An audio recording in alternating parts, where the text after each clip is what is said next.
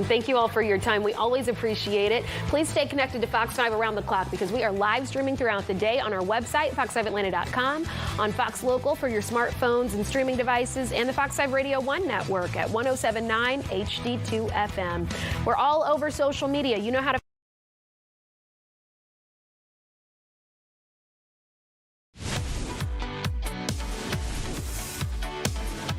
And good Thursday afternoon, everyone. Welcome to Fox 5 News Live at 1 o'clock. I'm Tyler Fingert. I'll be guiding you along for our top headlines that we are following right now at 1. I just want to remind you, this is an interactive news show. We are live streaming on TikTok and YouTube along with Fox Local. And you can join me in the comments. We are monitoring them live throughout the show. So comment along. If you see something or you want an answer to something, come join us in the comments. We look forward to seeing you there. We have a busy news day to tell you about, and we want to get right to it.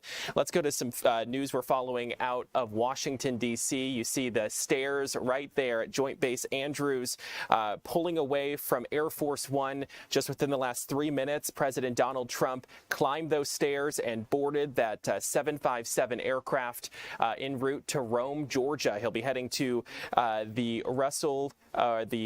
Richard B. Russell Airport that's in Rome. He's expected to talk about affordability this afternoon and the economy, and then also visit a local business.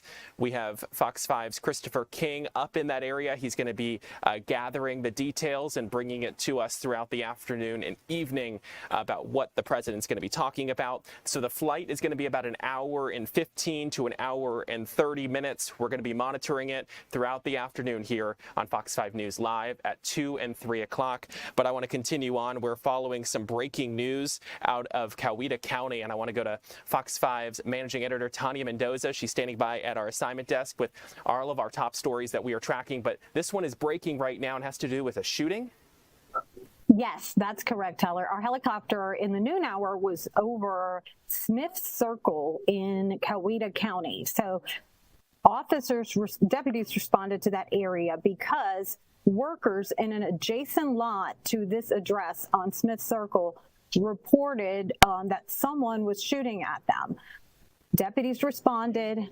They tried to get the person out of the home, and when that didn't work out for them, they said that they went ahead, set up a perimeter, sent in the SWAT team, got a warrant, and finally were able to get the suspect, a man by the name of Milton Morris Mason, 69 years old. He exited the house and was taken into custody without further incident. This is under investigation, and hopefully we'll have some more details later today. But that's what the helicopter was just over in the noon hour. I do want to mention, Tyler, you were talking about the president coming to Georgia today. He'll be in Rome later, and you talked about Chris King covering him over at the Coosa Steel when he's speaking in the 4 o'clock hour. Also, he's expected to make a big endorsement of Clay Fuller, the former district attorney for the Lookout Mountain Judicial Circuit. He is one of the many people running to candidates in the special election to fill Marjorie Taylor Greene's seat. Tyler?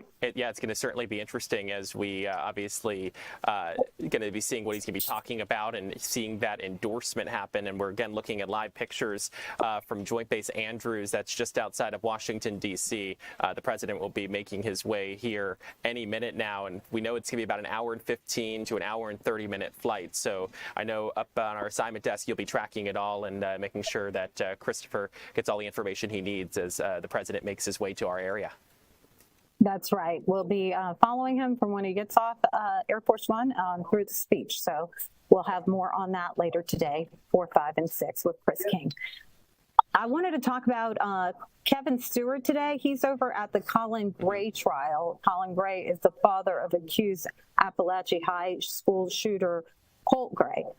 Today at the trial, the jurors listened to testimony, more testimony today, but one soundbite that I wanted you guys to play was from the deputy who actually responded to Colin Gray's house after the shooting at the high school.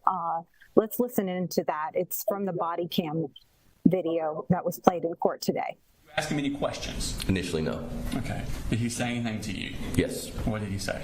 I believe it was something along the lines of he knew something had occurred. His daughter had texted him saying that the school was on lockdown and he was hoping to God that his son hadn't done anything. Okay. Anybody else now? No, sir. No weapons are mine up in my top of my closet. What are they? A shotgun and an AR. Shotgun and AR? Yeah. Okay. Nothing's loaded. Okay. We're going to wait here until we get one more. There you go. God. I knew it was my little girl just texted me. She's in middle school. She said, we're in lockdown. I'm like, God almighty, please tell me, brother, please tell me. Why do you think that? Why would you think that? I'm trying to get him into counseling. He just didn't fit in last year at high school, so we let him do online school. We brought him back into just doing normal school this year, and he's going okay. We reached out, talked to the school, and said, "Hey, y'all got counselors. We want him to, check in." All right, Tyler. So Kevin Stewart is at the trial today. He'll have more on what is taking place and all the testimony that is underway today there. As you know, Colin Gray faces 29 charges, including second-degree murder. If convicted on all counts, he could face up to 180 years in prison. So we'll have more on that story later today. Moving on, here in town last night, it was a wild night in Midtown at a 903 Peachtree Street. There was a shooting, and Atlanta Police Department have given us more information on this. It was at a high-rise apartment in the heart of Midtown. 4 people were shot. When they arrived at this apartment, they said one person was shot in the face, 2 others were shot, and that a 4th person showed up at Grady Hospital and on their own to be treated for a gunshot wound. They do say that that this shooting was not random and that they found a large quantity of narcotics and a firearm in plain view. Angelique Proctor is working on that story and we'll have more later today. Tyler? Sure, that's unnerving for residents who live in that area. I've certainly walked by that stretch of Peachtree. In fact, the most recent time was just this weekend. So I'm sure people who live in that area don't like to hear that, even though police say that it wasn't like a random incident. It was related to something criminal sort of type of situation. No one likes to hear that. So another story I know we're following is a story I've been following closely, which was the Tara Baker trial. We got that verdict on Tuesday right here on the Fox 5 News Live at 1 o'clock. We took it live. Sentencing is happening today, and we're going to have someone in the courtroom. That's right. Reporter Eric Perry will be at the sentencing for Edrick Faust in the Tara Baker murder trial. You know, after 25 years, the family of UGA law student Tara Baker finally got some closure with this trial and the conviction, and now sentencing is set for 3 p.m. Eric Perry is there, and he'll have the latest at 4, 5, and 6.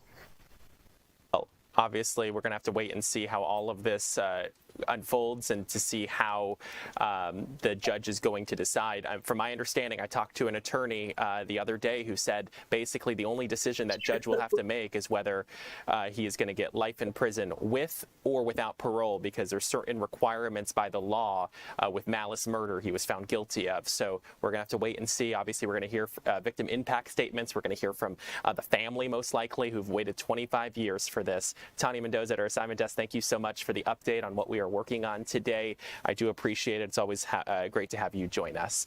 And let's see if we can take a shot outside to give you a look up at Sandy Springs, or looks like one of the racetracks down Echo Park Speedway, I believe. It looks like I can see the Georgia Peach off in the lower part of the screen right there. You can see what looks like still some clouds are lingering around, but it does appear the sun is finally shining. Let's bring in Fox 5 Storm Team meteorologist Lauren Robinson. Lauren, I woke up and I was actually a little surprised when I walked outside, took the dogs out. and there was some rain on, like wet surfaces, which wasn't there when I took them out at midnight. Right. So we are looking at some very, very isolated shower chances today, and then they kind of increase as we get closer to the weekend. So let's go ahead and start with these temperatures, because despite the cloud cover and those very isolated showers, it's warm out there. We're in the 70s across most of North Georgia. We're seeing 75 degrees right now in downtown Atlanta, and you can see 70s surrounding all of the area. Now, some areas have even already made it into the upper 70s. We're seeing 77 right now in Covington, 78 in Rome, 79 in Eatonton. And then, of course, as you make your way further north, 67 up in Blairsville, which is very warm for that area as well. Now, as we take a look at these wind gusts, it's windy out there, and that's ahead of this next system that's pushing in. It's a weak system and then going to be followed by a secondary system that'll bring those rain shower chances closer to this weekend. But we're seeing 24-mile-per-hour wind gusts in downtown Atlanta, 29-mile-per-hour gusts in Rome, 22 in Athens, and then we're seeing another set of 24-mile-per-hour wind gusts in Gainesville. So it's windy out there, and we're going to look for those winds to persist as we go through the rest of the day. Now, let's take a look at our live Viper radar, and you can see there's a small line of showers from around Charlotte through some portions of North Georgia, and as we go through the rest of the day, that's what we're just going to continue to monitor. We're going to get a mix of some times of sunshine and then maybe a couple raindrops possible as well. So we're going to get a little bit of everything as we go through the rest of the day, and this is why. So ahead of that cold front that's right now pushing over Arkansas and portions of North Louisiana, that's going to move its way eastward, and as it does, that's going to bring more shower chances as we go through the next few days, and then we're just going to continue to monitor that as we go throughout the weekend. Now, I know that moved through pretty quickly, so really what you want to surmise from that is we're going to get a couple of repeat chances for showers today, tomorrow, and into Saturday. But what we're also going to look for is very isolated, very brief shower chances. We're not looking for any sort of washouts or anything that should really impact your entire day. And it looks like by Sunday it's going to be completely clear. Yes, we are looking to clear out as we go through the weekend. In the meantime, highs in the middle to upper 70s today. We're already near that now. And as we go through the next few hours, those temperatures are just going to hold steady in the upper 70s. Some areas could even see 80 degrees. I know, for February 19th, that's pretty warm. Areas like Eatonton, Rome, Covington, Athens, we're already looking in the upper 70s there. Just a few degrees warmer could put you in the 80s. So it is going to be warm. It's going to be breezy out there, even a little muggy in some spaces as we watch for these dew points and these isolated shower chances. Overnight tonight, temperatures falling into the upper 50s to low 60s. Very, very warm for overnight lows. You can see up top there our seasonal low, where we should be this time of year, is in the upper 30s. Temperatures will be almost double that in some spaces. So we're going to see those overnight lows only falling into the upper 50s to low 60s. Now, let's take a look at our 7-day forecast so you can plan out the rest of your week. Very isolated shower chances today, very brief. The majority of your day will be dry. As we go into the day tomorrow for our Friday, that's where we're looking for more isolated shower chances, and then maybe a few morning storms as we go into Saturday. Now, you'll notice these temperatures stay pretty warm as we go through the next few days with these shower chances. Once those fronts push through and bring us all of that rain, on the back end of that, cooler weather will settle in. So while we get more sunshine Sunday, Monday, and Tuesday, those temperatures will be cooler, because that's where we're looking for that cold northern Arctic air to kind of fall its way southward behind those fronts and settle in. So those temperatures will drop into the 50s, even 40s possible on Monday. It's going to be chilly. We're not done with winter quite yet, but we will start to rebound as we work our way into the middle of next week. At least that's way more seasonably. I was doing the math. You had a 17-degree difference between the average and what we're seeing right now. That's huge for Atlanta. I mean, that just seems like way off, not like slightly off. That's like way off in terms of our averages right now, what we're seeing. Yeah, we're well above average for the next few days, and then we're going to drop below average as we go into next week. So we're going to continue our little teeter-totter over the next few days. The roller coaster we've been seeing all winter. We had a warm December, a freezing cold January, and like a February that's just been up and down. February has not made its mind up yet, so we're still looking at it. Lauren, thank you so much for joining us here on Fox 5 News Live at 1 o'clock. We still have a lot more ahead on the show, and we're going to be talking about a piece of Black history that still stands in Gwinnett County. We'll dive into a story of the Hooper Renwick School and its legacy. That's straight ahead here on Fox 5 News Live at 1. Stay with us.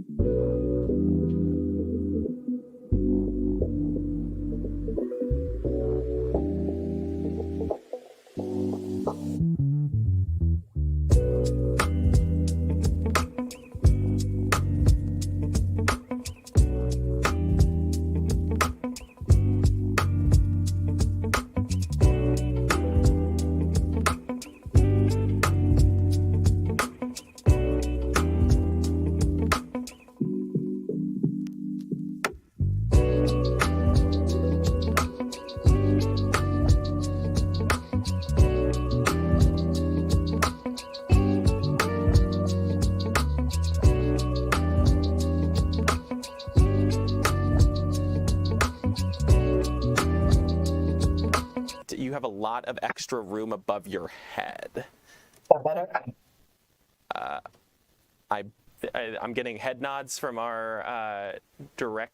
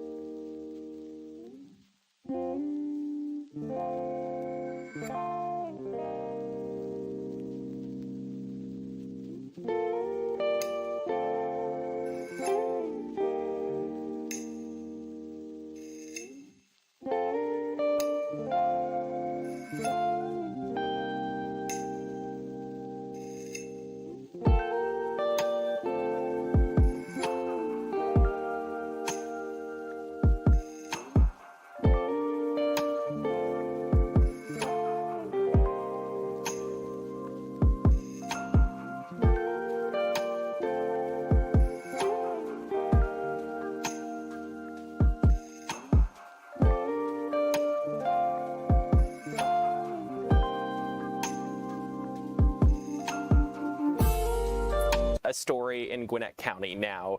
It is Black History Month, so this is an important one to share. A historic site that once stood at the center of Black education in Gwinnett County has a new life and a new mission. The former Renwick School was once the only place African American students could earn a high school diploma during segregation. It has been transformed into a library and museum that blends history, preservation, and community. Joining us now is Cami Mansfield to talk about the importance of this site. Cami, thank you so much for being here. Thank you for having me. Well, and so for people who are just learning about this, I know I learned about it today. We aired a story on Good Day Atlanta. What's the role of the Renwick School in Gwinnett County's history? Sure. I was able to be a part of this project as the Cultural and Historic Interpretive Resources Project Coordinator. And through that, I was able to work with all the partners to develop the exhibits. The building itself is very important to Gwinnett's history. And thankfully, we have living memory. We have oral histories associated with this building, people who remember going to the school, attending the school. And that was a huge part of this project. But the building was open as a school in 1951 until 1969 when integration occurred here in Gwinnett County. And as you mentioned, when it opened in 1951, it was the first time in the Gwinnett school system's history where Black students in the segregated system had the opportunity to attend a high school across the county. Prior to that, they had to attend school in either Athens or Atlanta. So it was a very important school for that reason, but also because students were coming from across the county to attend the school, it really became a center for community. So there's lots of stories from the oral histories that we collected through this project that really speak to that aspect of the building, not just as a place of education, but also a place where people came together and really supported each other. Well, and so the building obviously closed during, or the school rather, closed during integration, but it never stopped being like a community hub. Why was it so important to preserve this exact site? And yeah. So the building continued to be owned by the school system for many years after the original Renwick School closed. It was used for a variety of different reasons, purposes for the school system. And then around 2014, the building didn't have a purpose in the school system, and so the city of Lawrenceville was able to acquire the property. Because the school in the 1950s and 60s was such a center for community, and alumni, whether they still lived in the Gwinnett area or had moved to other parts of the country, they still were very connected. And when they heard that the school had been sold, they came together and really advocated for it to be preserved, to uphold and preserve the legacy of the Renwick story and how important it was to the community. And that's really where the talks of turning it into a library. So it's turned back into an educational institution again today. Yeah. So it's really incorporating a historic building into a public space that's still serving the community. Why is it so intentional to take this site and turn it into a museum? Because I mean, it's not even just a museum, it's also a working library. It is. So the original 12-room building was preserved, and that was converted into the library. And there are different aspects throughout the library that echo what the building would have looked like when it was a segregated school in the 1950s and 60s. So the outlines of where the classrooms were and the hallways, those are all included in different ways within the library space. But then there's also the two-story exhibit space that's an addition to the original building that serves kind of as a museum or an exhibit space that tells the story of the Hooper Renwick School, of the people who supported it, of the students who attended, and even after Hooper Renwick closed, what happened to the students during integration and what that process was like for them. So you're right, it is more than a museum, it's more than a library, it's really a space right in downtown Lawrenceville that is bringing attention to the history that's all around us and really helping to preserve and honor that history. Yeah, and the history all around us. I understand there's a time capsule from Mount Calvary Methodist Church. What does that have to do with what you guys are doing at the museum? Sure. So there's lots of really special artifacts in the exhibit. I mentioned earlier this was a preservation partnership project that was between the City of Lawrenceville, the Hooper Renwick Legacy Preservation Committee, who were made up of a lot of alumni and students who attended the school. Also, of course, the Gwynnett County Library System and the Gwinnett County Board of Commissioners, who I work for. It was a big partnership project, but a huge part of that was collecting these artifacts, and that certainly could not have been done without the support from the Hooper Renwick Legacy Preservation Committee and the wider alumni community. And so there are over 70 artifacts on display in the exhibit space, and there are many that can tell multiple stories, but one that I really like to point out, as you mentioned, is the time capsule that was discovered in 2022. It had been placed in a local Black church behind one of the foundational stones of that building. And through our oral histories, we heard over and over again that the parents and the teachers and the local Black churches really came together to fill in the gaps that existed in the segregated system, to really support the students who attended the school and help ensure that they got a quality education. For example, many of the local churches, before the school had an auditorium, that's where their graduations were held. And Mount Calvary was one of the churches that did support the school. And so we had heard these stories, but when that time capsule that was embedded in the walls of that church, when it was opened in 2022, the 3 items in that time capsule had been placed there by a former student who had just graduated at the time in the 1960s, Annie Harris, who was a member of the church, but also a graduate of Hooper Renwick. And she had placed 3 items in the time capsule: a small Bible, a pamphlet from the opening day of the Mount Calvary Church, which had just reopened a new building, and then the commemoration pamphlet from the her graduation ceremony, really just illustrating the connection between the school and the surrounding community and how they really work together to support the students who attended the school. Cammie, we're running out of time, but I want to make sure I ask this question. You guys just opened this museum within the last year or so. What's the reaction been like? There have been so many incredible bits of feedback, people from Gwinnett County, but even further afield. Just yesterday, we had a visitor come into the space who said that she remembered hearing these stories from her older relatives, from her grandmother. She's not from Georgia, but it was the first time that she was able to put pictures and a visual understanding, a tangible understanding to the stories that had been passed down to her from her grandmother's experience of a similar situation. Well, Cammie Mansfield, thank you so much for joining us here on Fox 5 News Live at 1 o'clock. I do appreciate it. A great story. If you want to look into more of this, we did a whole piece today on Good Day Atlanta, and we have all the information on our website, fox5atlanta.com, and just look for the Good Day tab. Cammie, thank you so much. As we come back, having me. Thank you. And as we come back into our studio here for Fox 5 News Live at 1 o'clock, I want to turn your attention to another story that we have been tracking for days, actually several weeks now, and that has to do with the Nancy Guthrie disappearance. Reward money in the search for her is now over $200,000 after a donation by an anonymous donor.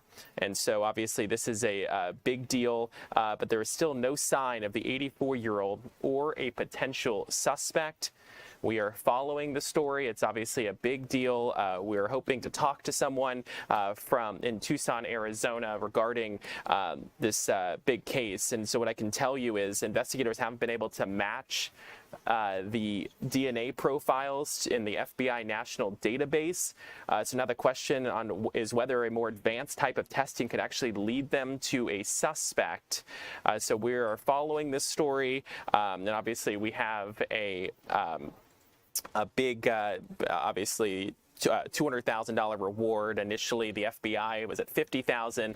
They jumped it to $100,000, and now, obviously, private donation from a donor is helping make sure that this is something that they're able to hopefully bring her home. I mean, this has been going on since the beginning of February. You're looking at the backpack that the FBI talked about. I believe it's somewhere came from Walmart, and they believe that is the backpack the alleged abductor may have used to had on them at the time of the disappearance. We know a couple weeks ago we saw video that was retrieved from a doorbell camera that obviously was enabled to that they were able to retrieve using technology, and that's the image of the guy on the left side of your screen, a male, approximately 5'9" to 5'10" tall, average build, wearing a black 25-liter Ozark Trail hiker backpack. And obviously, if you know anything, you're asked to call the FBI tip line at 1-800-CALL-FBI.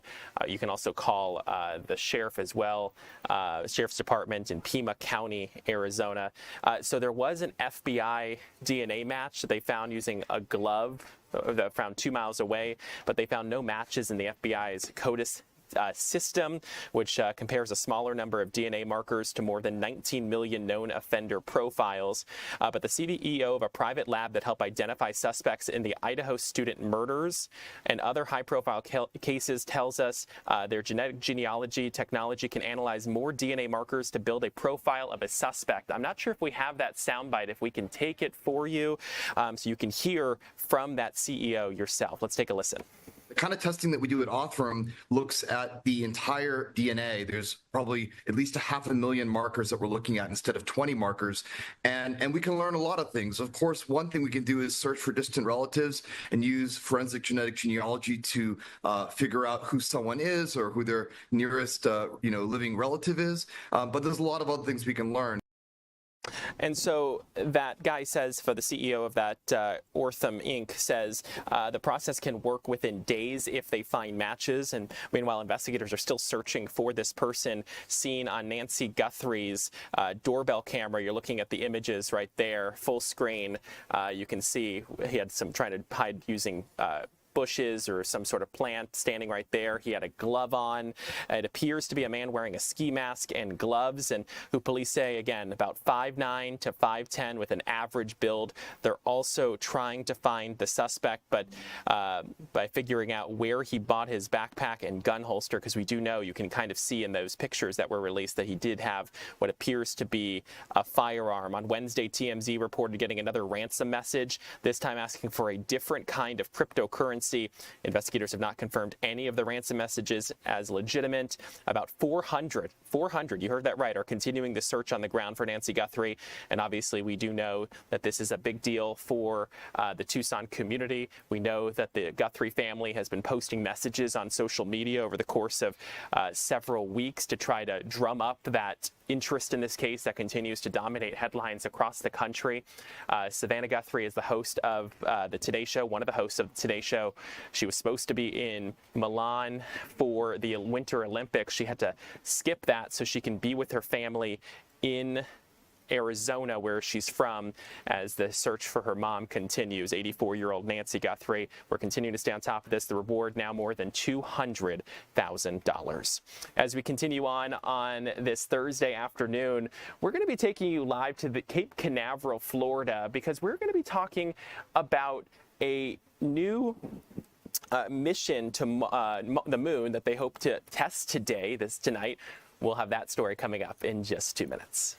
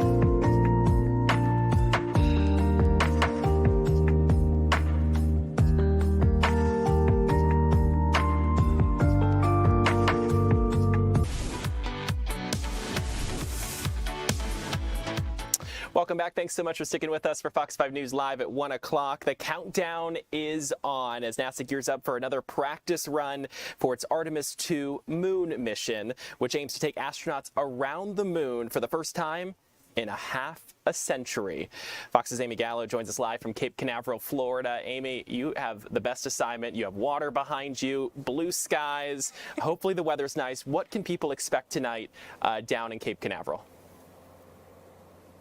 Yeah, the weather is nice, which is actually key here for a wet dress rehearsal. NASA calls this a wet dress rehearsal, and the best way to think of this is as a full-blown practice countdown. They're going to do everything they would typically do for a launch, except for actually starting the ignition. This will be the second run-through in weeks for Artemis II. NASA engineers stopped the clock at T-minus 5 minutes during a test earlier this month due to a liquid hydrogen leak, and that's exactly the kind of kink these rehearsals aim to work out, all to make sure the rocket and crew are ready for the first manned flight around the moon in over 50 years. The simulated launch is scheduled for 8:30 p.m. Eastern with a 4-hour window for the test. I caught up with Jose Hernandez, a former NASA astronaut and engineer. He calls these test runs critical and says he's optimistic about this one.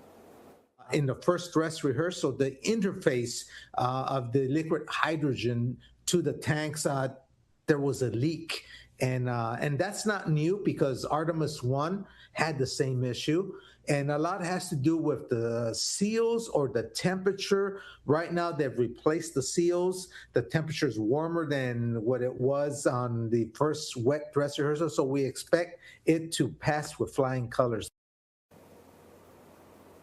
NASA's currently eyeing March as the potential time frame for the real Artemis II launch, but they will not announce the official date until they have a successful rehearsal. That's why today's rehearsal is so important. Tyler? Amy, so I worked in Alabama previously, and they were testing that core stage rocket. I don't know if we can take it. That's the big orange thing that helps guide it. We can see it on our screen right now. They've been testing that over a number of years. In 2020, I was at Stennis Space Center, and in 2021, trying to get this right because they have been working on this for so long. Is there an expectation that tonight's going to go well?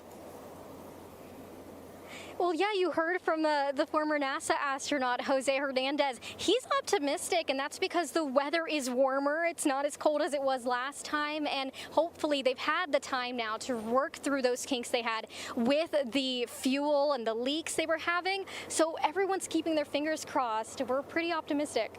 Yeah, I mean, that's the same thing happened back in, I think it was 2021, maybe 2020. I think it was 2020, actually, where they had that wet dress rehearsal short early.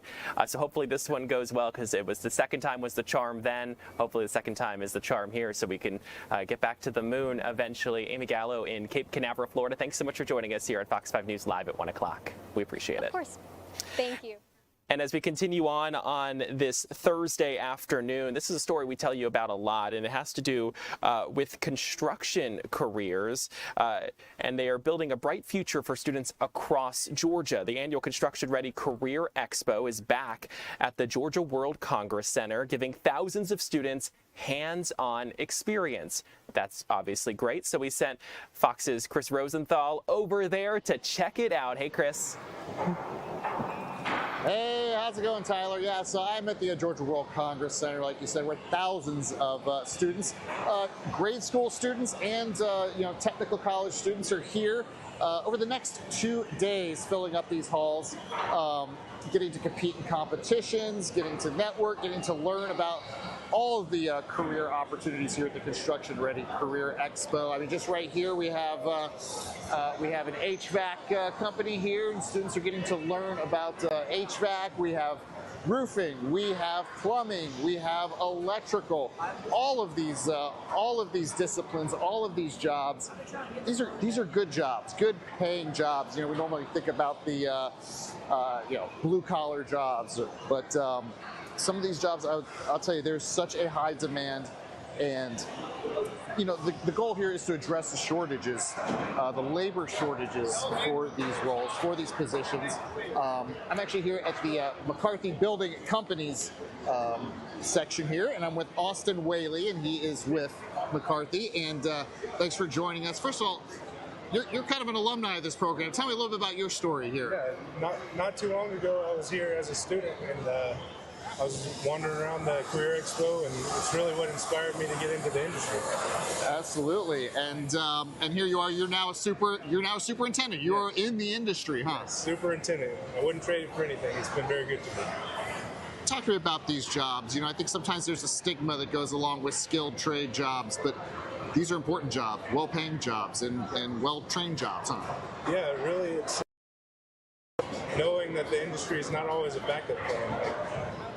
You can build a life out of this career, and it's shown here with all the people here that are investing in the students, and there's such a gold mine in the talent today. Just getting to speak to these kids and figure out what's driving them and show them some new stuff is a real opportunity, and we're grateful for it. Talk to me about the opportunities that they have. Yeah, so there's so many opportunities at an entry level on-the-job training. You can jump right in, straight out of high school.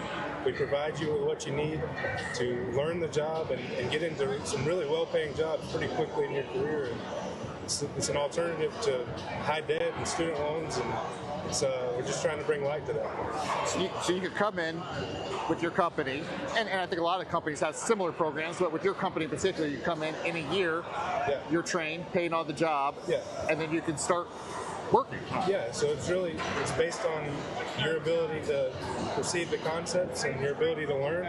So it can take a year, sometimes it's shorter than that, sometimes it's a little bit longer. So it's very self-driven. So what kind of jobs are we talking? Carpenters, electricians, plumbers, even crane operators. There's such a variety.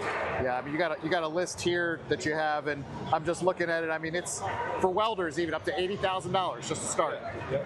There's a few certifications that come with that, but you can get those pretty quick, and you're making almost 6 figures a year. So. And not just for, we often think about this as kind of a boys, guys path, but women too, huh? Yeah, anybody. We're looking for people that have drive and that are driven to succeed. Yeah. So that's open to anybody. Austin, thank you for joining us here today. Yeah, so, I mean, this is just one of many, many companies with a similar story, looking to hire, looking to fill these really well-paying, highly in-demand, needed jobs, needed roles, and many of them have programs that offer, with very little money or any money, they'll train you up. And also, at this event, I mean, they're going to have, competitions here, competitions for electrical and welding, and carpentry. So also just a really exciting event going on the next 2 days here at the Georgia World Congress Center. Honestly, the fact that you get hands-on experience, that's so fantastic. And Chris, thank you so much for giving us a look inside the Georgia World Congress Center right now. It's been transformed into this. You see all the kids with the hard hats on. They're learning from people, and obviously a great chance to be able to get exposure to these types of careers. Chris Rosenthal, thank you so much for joining us here on Fox 5 News Live at 1 o'clock. As we continue on this Thursday afternoon, I want to check in with Fox 5 digital journalist Sam Daniel. He's standing by at our digital desk with a look at the stories that are trending right now on Fox Local and fox5atlanta.com. Hey, Sam. Hey, Tyler. So first up, we are talking about President Donald Trump. As many of you know, he is going to be in Georgia today.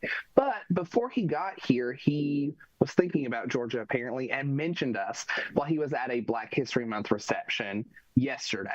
While there, President Trump floated the idea of possibly deploying the National Guard to Atlanta. There's been no formal action announced, but he said, and I quote, "We could take care of Atlanta. I'll tell you what, you ought to get them to call me. We could take care of Atlanta so fast," end quote. So we're not sure exactly what's expected for Atlanta or if he's going to address that today. We do know that he has sent troops to several other cities. He deployed the National Guard in Washington, D.C. to help police the streets. He sent them to Los Angeles during anti-immigration protests. He called them riots. There have also been National Guard in Memphis, Chicago, and Portland, Oregon. So it's going to be interesting to see if Atlanta is next on his list. He's also talked about using federal agencies to police during the World Cup, which Atlanta will be home to coming up in July. So there might be some federal officials coming to Atlanta sometime soon. I mean, obviously, when people hear Atlanta, they might be interested, and that's why they're clicking on it. Have you looked through some of the comments? What are people saying? So it's pretty politically divided between people saying we need them here in Atlanta and we don't need them here in Atlanta. And it's just kind of gotten into a debate within the comments. I think that makes sense. I guess you could imagine that that type of conversation is obviously going to drive politics. So makes sense that people are commenting that. What's another story that you're seeing pop up a lot on fox5atlanta.com? So one thing that we got written up today that is really popping off is the fact that the Barrow County Board of Education censured one of its members. So the official censure happened on Tuesday, and it's for District 4 board member Beverly Kelly. She is accused of using her status as an elected official to try and get her son out of a speeding ticket. So the board censured her. They've asked for her resignation. And they said, too, that Kelly tried to bring up the Apalachee High School shooting from 2024 because the officer who gave her son a ticket had a daughter who was injured at the school during the Apalachee High School shooting. The board meeting last night got pretty testy before the censure. Kelly has really argued that she did nothing wrong. She did speak with us afterwards. She said that she is getting legal counsel to clear her name, and that looking back at it, hindsight's 2020, she shouldn't have said she was an elected official, but she should have instead said that she knew the chief of police through politics, not through her job. She also says that her son should have never gotten a ticket, that he didn't actually violate the law, and that the fact that she had an Apalachee sticker on her car might have made her a target. Okay. What's another story we're following is not too far from Barrow County in Forsyth, and it has to do with sports and an NHL team. Yes, so the National Hockey League has announced last year that they are looking at bringing the league's 33rd franchise to a newly approved facility in Forsyth County. Now, though, a report has come out that the price tag for this new franchise could be $2 billion with a B dollars. That's double the combined cost of the league's two most recent expansion teams, which is in Vegas and Seattle. So we're looking at a really expensive expansion coming to Metro Atlanta. The sports and entertainment company that is kind of leading the charge for this says they're working with the NHL. The arena is going to be 18,500 seats. It's going to be 200 feet away from Highway 400. So it's going to be interesting to see how much the price comes out. This is just kind of an idea, a range of how much it will cost. So they're going to see how things go as we start working towards this. And Forsyth County says they are working to bring the team in. It's been a lot of talk, but that the league implemented updated expansion criteria that sets out a lot of requirements. So those requirements are what's causing that extra price.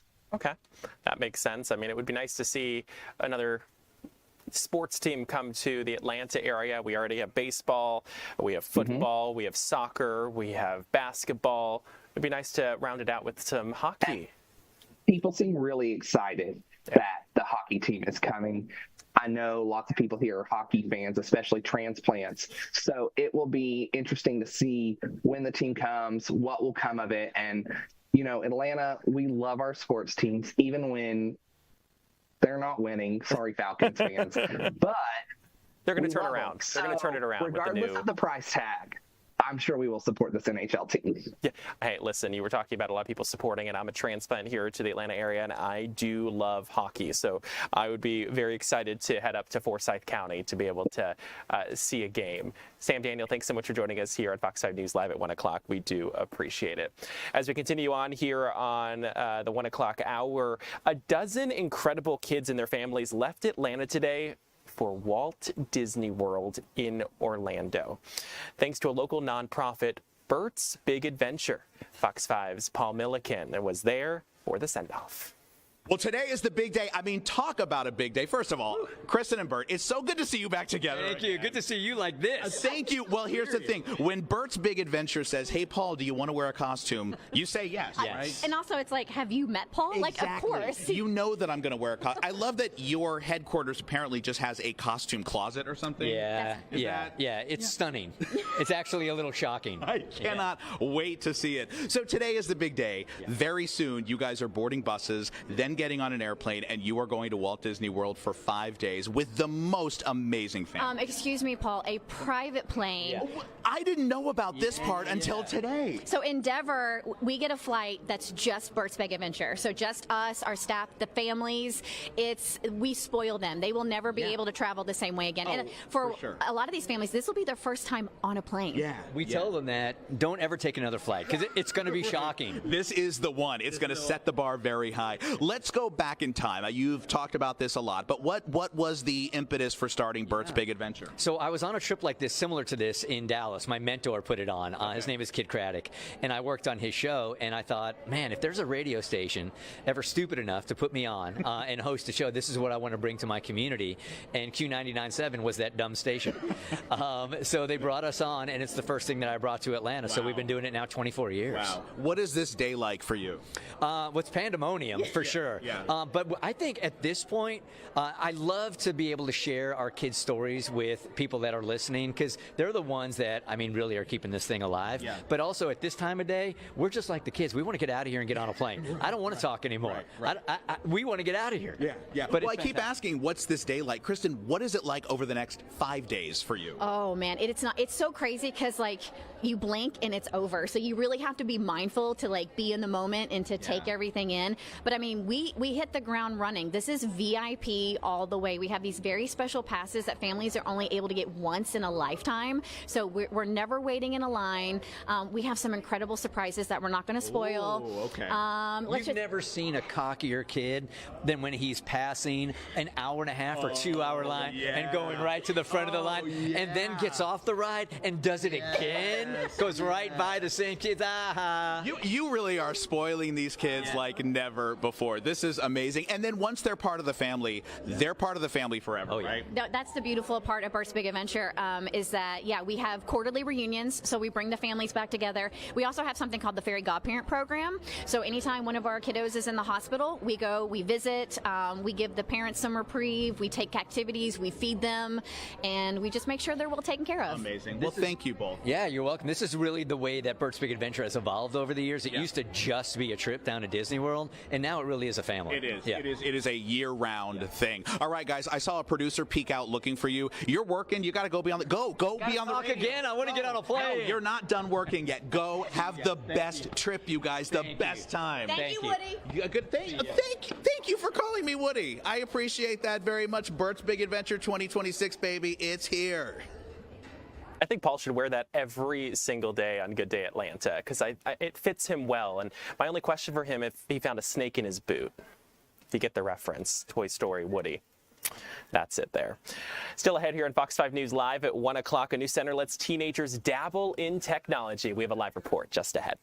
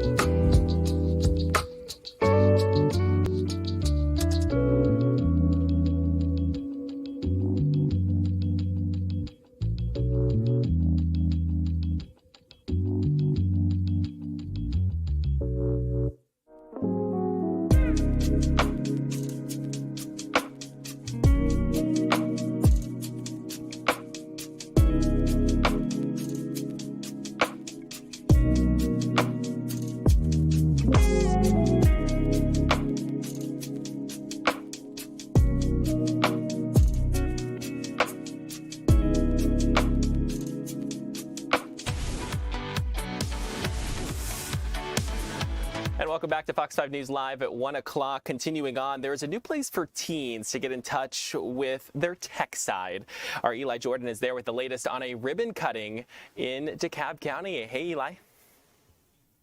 Hey, Tyler. Yeah, I'm out here in Scottdale where they had a ribbon cutting at Hamilton Recreation Center. Now, when you think about Recreation Center, you think about a bunch of sports activities, physical things.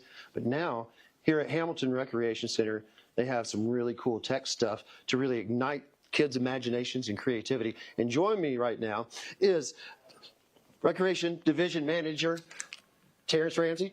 Terrence, thank you for joining us today. Thank you for having me. So tell me, how excited are you about to have this open finally? Oh, we're very excited. We've been 18 months, 2 years, coming from concept to reality, and we're extremely excited to be able to bring this kind of opportunity, this kind of facility to the community. Now tell me about the facility. What can kids do when they come here? Well, basically what we've set up is a drop-in, self-directed facility. We have kids can come in and they can take part in robotics. They can take part in coding. We have 3D printing. We have a music studio. We have videography. We have a number of activities that kids can participate in. And in addition, It's a drop-in, relaxed situation. However, I mean, kids can come in and do whatever they want. They want to come in today and do their homework on the computer, that's fine. They want to come in, they want to do robots one day, that's fine. If they want to come in the next day and do 3D printing, that's fine too. And in addition to that, and we have a very good staff here. We have Stephen Chapitow, who's our center facility manager, and is very knowledgeable and has a lot of ideas about the good things that we can do here. This is the podcast room, This right? is the podcast room, yes. This We'll is be able cool. to do podcasts. We have a full music studio here where you can come in and record and be on a podcast, do a podcast. And in addition to our drop-in self-directed opportunities, we will have several classes. We will have an 8-week music studio class, a music education class, where we will teach kids how to use everything in the music studio. And also, too, I heard that you guys are going to be teaching some coding as well. Well, we also have a class on coding that's going to take place twice a week, 3 times a week, actually, with classes on coding. So we will have a class on several different kinds of coding. We have a robotics team here in the cab and part of the Parks and Recreation Department. Our robotics team will be using this room to prepare themselves for the robotics competitions and those kind of things. These are just some of the robots that kids can come in and use every day if they just want to come in and they can build a robot or they can use the ones here. What are the hours here? If, you know, the hours here are from 12 to 8, Tuesday through Thursday, from 10 to 6 on Friday, and from 10 to 3 on Saturday. And no registration or fees required, correct? The only fees that are going to be required are for particular classes. Our 8-week music studio class is going to have a fee.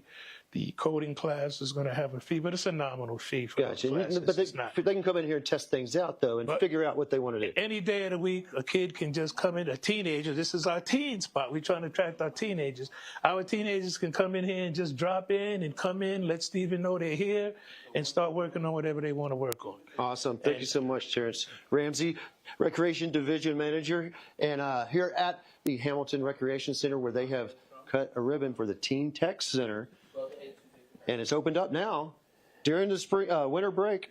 So you know, you kids, they can come on down here anytime they want to check it out. No fees right now, and just see what they got interested in. Yeah, Eli Tom's, because I was trying to show Chris, I couldn't do it. Eli Tom's Stand joining by me real here quick. on the set here, and he was saying that he would like to go there. The podcasting studio grabbed his attention. That looks really cool. Eli, thanks so much for joining us here at Fox 5 News Live at 1 o'clock. You're going to be joining us throughout the next several hours, and we do appreciate it. Quick, Tom, you're joining us to talk about the Pulse that's coming up at 7 o'clock. Tyler, I don't know about you, but I'm a bit of a klutz in the kitchen. I like to break things. We're going to talk about one guy. He accidentally puts his iPad or his iMac, okay, in the oven. For how long? Like a cookie sheet, okay, by accident. So it sounds like something I would do. We're going to talk about how klutzy or not, or talented or gifted we are in the kitchen. I guess it was an iPad. Oh, God. Goes in the oven, destroyed, of course. Let's hope he had Apple Care. Would they replace that? I'm not sure. But I think that's accidental damage. Some of us have skill in the kitchen, some of us don't. I do and don't. You know, I kind of straddle the line. I like to break stuff, as I said. But tonight at 7 o'clock on the Pulse, both here on Fox Local and on the broadcast channel, Fox 5, we're going to be talking about that and a bunch of other stuff. You know how it is. Always a great show. Tom, thanks so much for telling us what's coming ahead, and thanks so much for joining us here for Fox 5 News Live at 1 o'clock. Coming up, Fox 5 News Live at 2 with Ariel Onstadt. We're back in 2 minutes.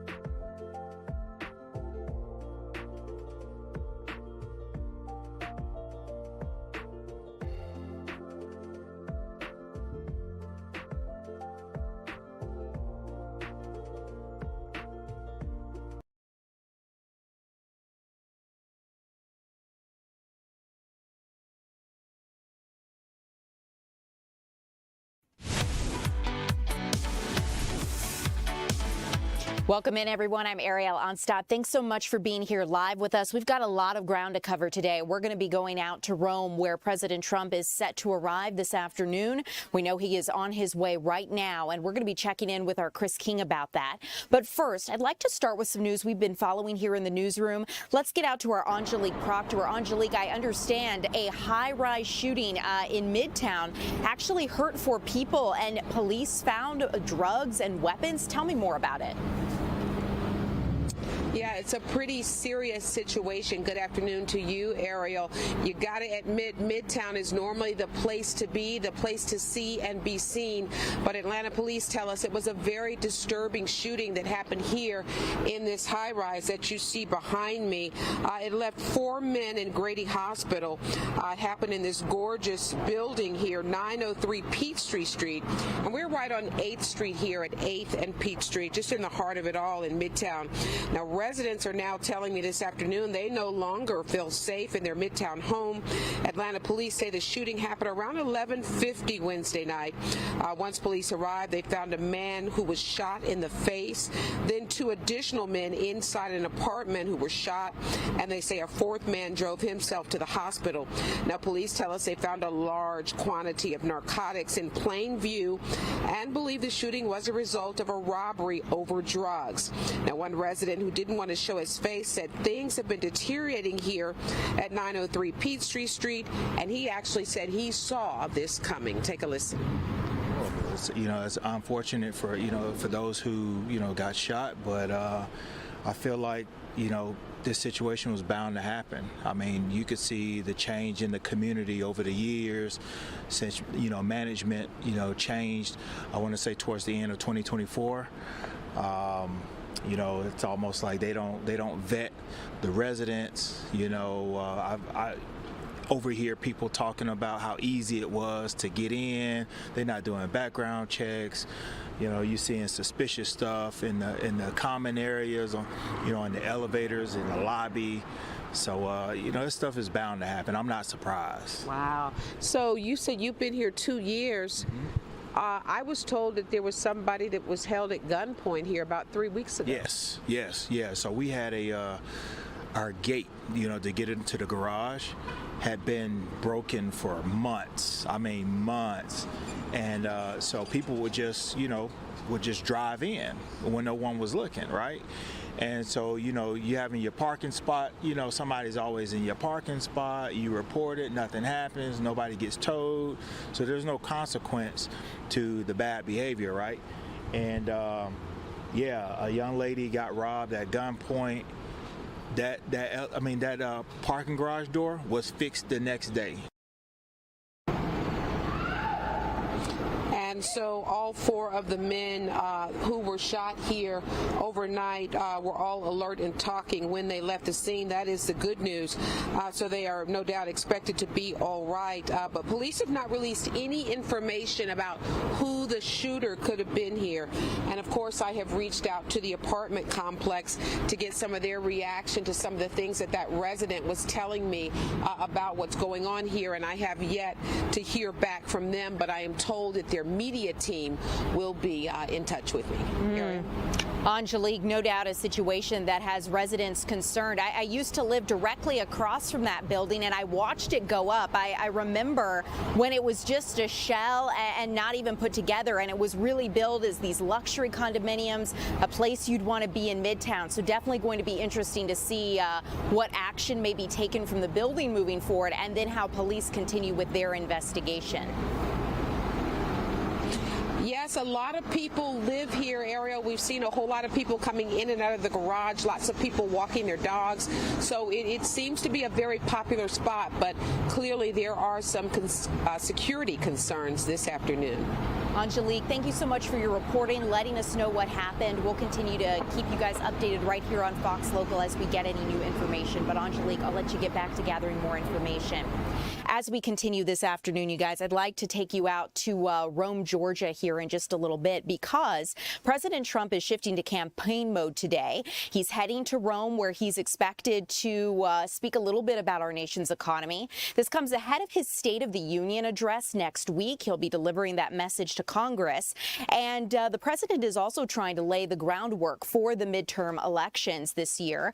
And so one thing to keep in mind as we take a look at what is going to be unfolding in Rome today, the president is currently en route, and we know he's going to stop at a local business, participate in a podcast interview, as well as chat with factory workers at a tour before he ultimately has those remarks. I'd like to bring in our Christopher King, who is out there in Rome, about to listen to the president when he arrives and give us the update. So, Christopher King, thanks so much for being here. Coming to you, and just tell me a little bit about what's happening around you. It looks like the room is pretty full. Well, Ariel, they are still setting up here in Rome. The president will appear in just a couple of hours. He's expected to speak about the economy and affordability. Trump supporters lined up earlier to hear the president speak. They carried signs and wore MAGA T-shirts and hats. The president making his visit to Coosa Steel just days after early voting began in the 14th district. Marjorie Taylor Greene used to represent this district. The president has endorsed Clay Fuller. He's the Lookout Mountain Judicial Circuit District Attorney. Fuller is one of more than a dozen candidates in a special election vying for the seat Marjorie Taylor Greene left open. The winner will serve the remainder of Greene's term. That ends in January. Greene once was a staunch supporter of the president, but she resigned early last month. Now this after she split with him over the administration's handling of the Epstein scandal that has rocked the political landscape around the world. We asked Trump supporters, how do they think he's doing on the economy? Take a listen. Obviously, we want inflation to come a lot further down than it has been. Still sky high. Home prices are still sky high. There's a lot of work that could be done. But as far as the economy goes, I mean, overall, you know, the Dow hit 50,000 last week. But I think, you know, that's one thing. There's lots of different parts of the economy that still need work to be done. And it's only his first year in office. So hopefully things like inflation will continue to go further down. Now, the president's appearance also comes weeks after the FBI raided the Fulton County Election Center. The president has claimed widespread fraud since his defeat in 2020 in the election here in Georgia. But recounts, audits, and court cases have shown no evidence of intentional voting wrongdoing or anything that would change the 2020 results in Fulton County. Now, we expect the president will begin his remarks in just a couple of hours, and we'll be here live at 4, 5, and 6. We're live in Rome. Christopher King, Fox 5 News. Christopher, wonderful. Thanks so much for letting us know what's happening out there this afternoon. You know, I think it's interesting. We're seeing this disconnect with voters in the sense that the economy might be doing better when you look at, say, the stock market and when you look at certain pictures with the job numbers. But yet a lot of voters, it seems, are voicing their frustration, feeling like inflation just isn't where they want it. And there's some other things they want to see improved. You heard that from the guy you spoke to, William. Do you feel like that's a sentiment that you're hearing from other voters there as well? Well, you know, Errol, I did speak with some other voters here, actually, and they actually were happy with the economy. In fact, one that I spoke with who I guess heads up a restaurant nearby was saying he's seeing more customers coming in, and so he's saying he sees the economy picking up. Now, as far as prices going down, I think a lot of voters are still a little bit frustrated with that, but this is a very faithful crowd here, and I believe a lot of them are giving the president still high marks on handling the economy or being very patient. Chris, another just point of a clarification with you as we look at the president's schedule. I know around he's running a little bit behind. We expect him to land around 1:30, 2 o'clock or so. But we know he's going to visit a local business around 2 o'clock. Then he's going to participate in a podcast interview around 2:30. 3:30, he's going to do a local factory tour. And then he's going to deliver remarks on the economy and what is considered his address for today. Coosa Steel Company, is that where that address is going to be held? Is that where you are right now? That's where we are right now, Coosa Steel Company. We've been out here all day, and the president will come here in just a couple of hours, and he'll talk to the people here. Chris, thanks so much for keeping us updated. I really appreciate it. We'll continue to check in with you as we get any new updates on the president's movements. But Christopher King, thanks so much for being live with us here this afternoon. I appreciate your feedback. As we continue here at 2 o'clock, I want to tell you about something else we're monitoring this afternoon besides the president's visit. Coming up here at 3 o'clock, we do expect to get new details in the sentencing of Edrick Faust. He is the man charged and now convicted in the 2001 killing of UGA law student Tara Baker. Just this week, an Athens Clark County jury found Edrick Faust guilty on all counts in Tara Baker's murder.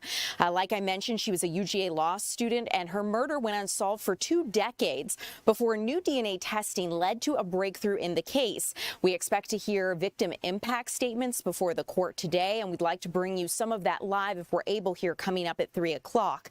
That is when that sentencing is scheduled to happen.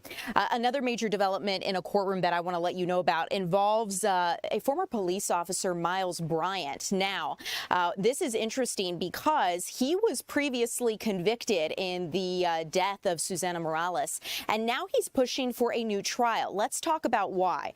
Miles Bryant is a former Doraville police officer, and he was convicted in the kidnapping and murder of 16-year-old Susana Morales.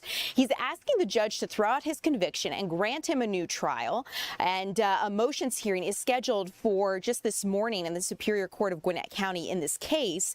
But he was convicted back in June 2024 of malice murder, felony murder, kidnapping, and a misdemeanor false report of a crime and her death, and he was sentenced to life in prison without the possibility of parole. Now let's talk about why he wants a new trial. The filing that his attorneys put forth contends that his trial counsel at the time failed to object to portions of testimony from a medical examiner who told jurors that she was suspicious of strangulation, chest impression, suffocation, smothering, and other things in the case. And so ultimately, he's arguing that ineffective assistance of counsel over the medical testimony led to his conviction, and he's seeking a new trial. We'll continue to keep you updated as we get any new information in this situation. No doubt this is something that the community is going to be closely following. But as we move from one courtroom to another, I'd like to take you out to Hall County, where jurors continue to listen to testimony in day 4 of the trial of Colin Gray. He is the father of accused Apalachee High School shooter Colt Gray. And in day 4 of testimony, we're hearing a little bit more about the rifle involved in this case. I'd like to get out to our Kevin Stewart, who's been in the courtroom all day. Kevin, thank you so much for joining us live. What can you tell us about what's been unfolding this afternoon? Well, we've had a number of witnesses today, but we're definitely getting some new insight into what was going on behind the scenes. You remember the chaos at Apalachee High School that day. I remember being on the scene that morning, and it's clear now that investigators had an idea who they were looking for pretty quickly. We got a chance, jurors got a chance to listen to a deputy, one of the first deputies to go out to the house of the suspect here in this case, the accused, Mr. Colin Gray. He was asked to secure that house, and he said that the suspect told him that he knew what was going on. He knew that there was a lockdown at the school, and jurors got a chance to watch the body cam of this conversation. I want you to take a listen. I knew it when my little girl just texted me. She's in middle school. She said, "We're in lockdown." I'm like, "God almighty, please tell me, brother. Please tell me." Well, why do you think that?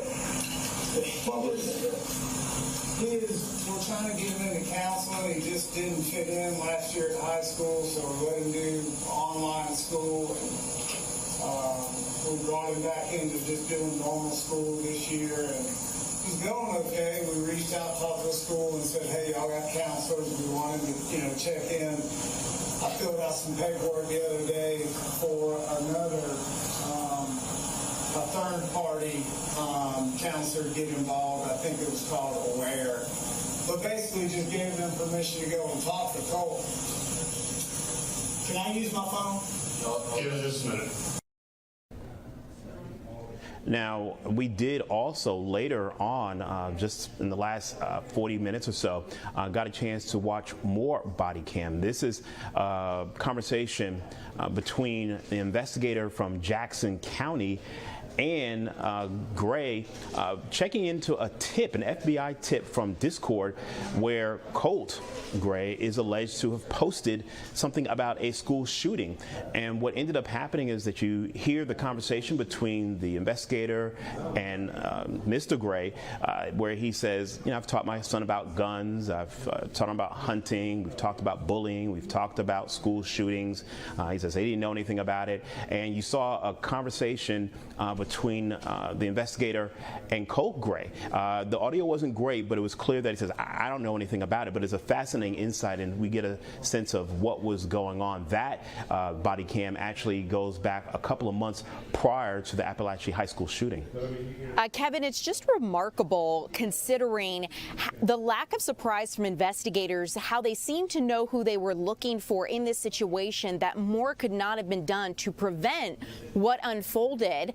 You know, hearing all of this testimony and the painful moments that so many are reliving in the courtroom today, it's agonizing to watch and to know they could possibly have to do it all again when Colt Gray faces trial, because obviously right now we're in the trial of his father. Any big thoughts or points of interest that stand out to you from covering? I know it's your first day in the courtroom today. Would love any perspective you have from where you stand.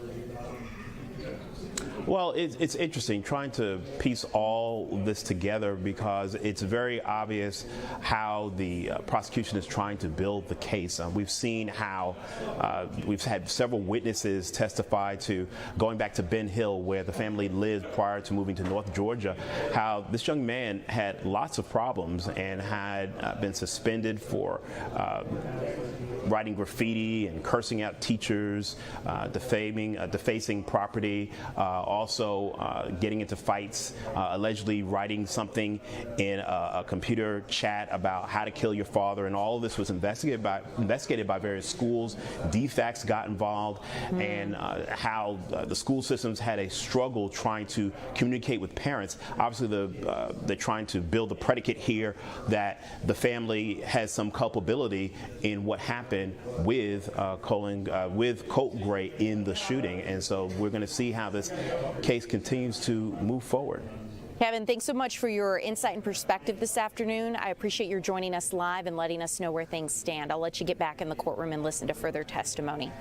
As we continue here this afternoon, you guys, I want to continue with an update as lawmakers continue to probe regarding who was tied to Jeffrey Epstein, what they knew, and what guilt they may bear in the situation. Members of the House Oversight Committee are in Ohio questioning Leslie Wexner. He is a billionaire and the founder of the parent company of Victoria's Secret, and Epstein handled the finances of Leslie Wexner. Again, like I mentioned, he's an 88-year-old billionaire and he was never charged, but was named a co-conspirator in a recently unveiled document.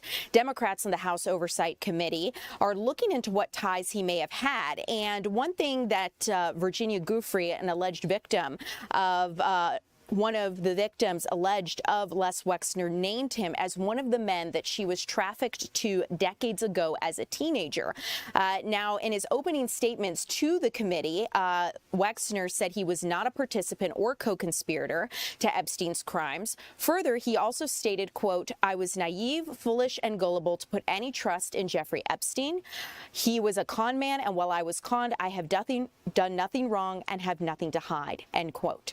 Numerous other famous men, including President Trump, are listed in the millions of pages of Epstein files released by the Justice Department. Bill Clinton was also in the files and vehemently denies any wrongdoing as well. He and Hillary Clinton are set to be deposed by the House Oversight Committee separately next week. So you can see House Oversight Committee in Ohio yesterday and today questioning Les Wexner. Next week, they're going to be speaking to the Clintons, and those depositions with the Clintons will be in D.C. behind closed doors. I'd like to let you listen to what lawmakers had to say during their deposition of Wexner. There is no single person that was more involved in providing Jeffrey Epstein with the financial support to commit his crimes than Les Wexner. that is already, as we all know, in the public record. We've also directly heard from survivors about Mr. Wexner, about his involvement, and their concerns as to the enormous amount of money that was essentially transferred over and paid to by Mr. Epstein. To be very clear, we know of approximately over $1 billion, it looks like. It's about $1 billion that was either transferred, provided in stocks, or given directly to Mr. Epstein by Wexner. And we should be very clear that there would be no Epstein Island, there would be no Epstein plane, there would be no money to traffic women and girls. Mr. Epstein would not be the wealthy man he was without the support of Les Wexner. If Mr. Wexner is honest about his intentions in helping us, then we're asking him, if he doesn't remember, then go ahead and turn over all of your financial records, because we need to follow the money, because that is exactly what the survivors told us to do. And we know that the Department of Justice is either inadequate or just not interested in doing justice as it relates to this particular scenario. That he has basically alleged that he saw no evil, heard no evil, despite being in the room with Jeffrey Epstein over and over and over. And it's really just not credible. I realize he's an elderly gentleman, memories fade, but the reputation of Jeffrey Epstein is very clear. Everyone around Jeffrey Epstein knew exactly what he's up to. And to spend that much time, to give that much trust to Jeffrey Epstein, and then to say, I don't remember seeing any young girls, I didn't hear anything about Jeffrey Epstein, it really is just not plausible. And So you're listening as lawmakers questioned Les Wexner yesterday. And now I'd like to update you as this case continues to receive national attention and the fallout has ramifications across the globe. Former Prince Andrew, British Prince Andrew, was arrested just this morning on suspicion of misconduct while in public office. Authorities are investigating whether he committed a crime by leaking documents to Jeffrey Epstein. They searched his home today and have charged him of suspicion of misconduct in public office. Earlier this month, authorities say they were investigating claims that he shared confidential government documents with Epstein while serving as UK trade envoy back in 2010. Now, King Charles, Andrew Mountbatten Windsor's older brother, released a statement saying basically that this is a fair and proper process to let the investigation go forward in the appropriate manner. And he said that the investigation has his support and cooperation, and the law must take its course. Andrew was stripped of his royal titles last year and continues to deny any wrongdoing. Today marked his 66th birthday, and that charge of misconduct in public office carries a maximum sentence of life in prison. We're going to continue to keep you updated. This has been something that we continue to follow because as this has ramifications around the globe, he is just one of many figures that we have seen worldwide that are now facing legal consequences in this process. Coming up, we're going to take you closer to home as we get a quick check of your weather forecast here with meteorologist Lauren Robinson.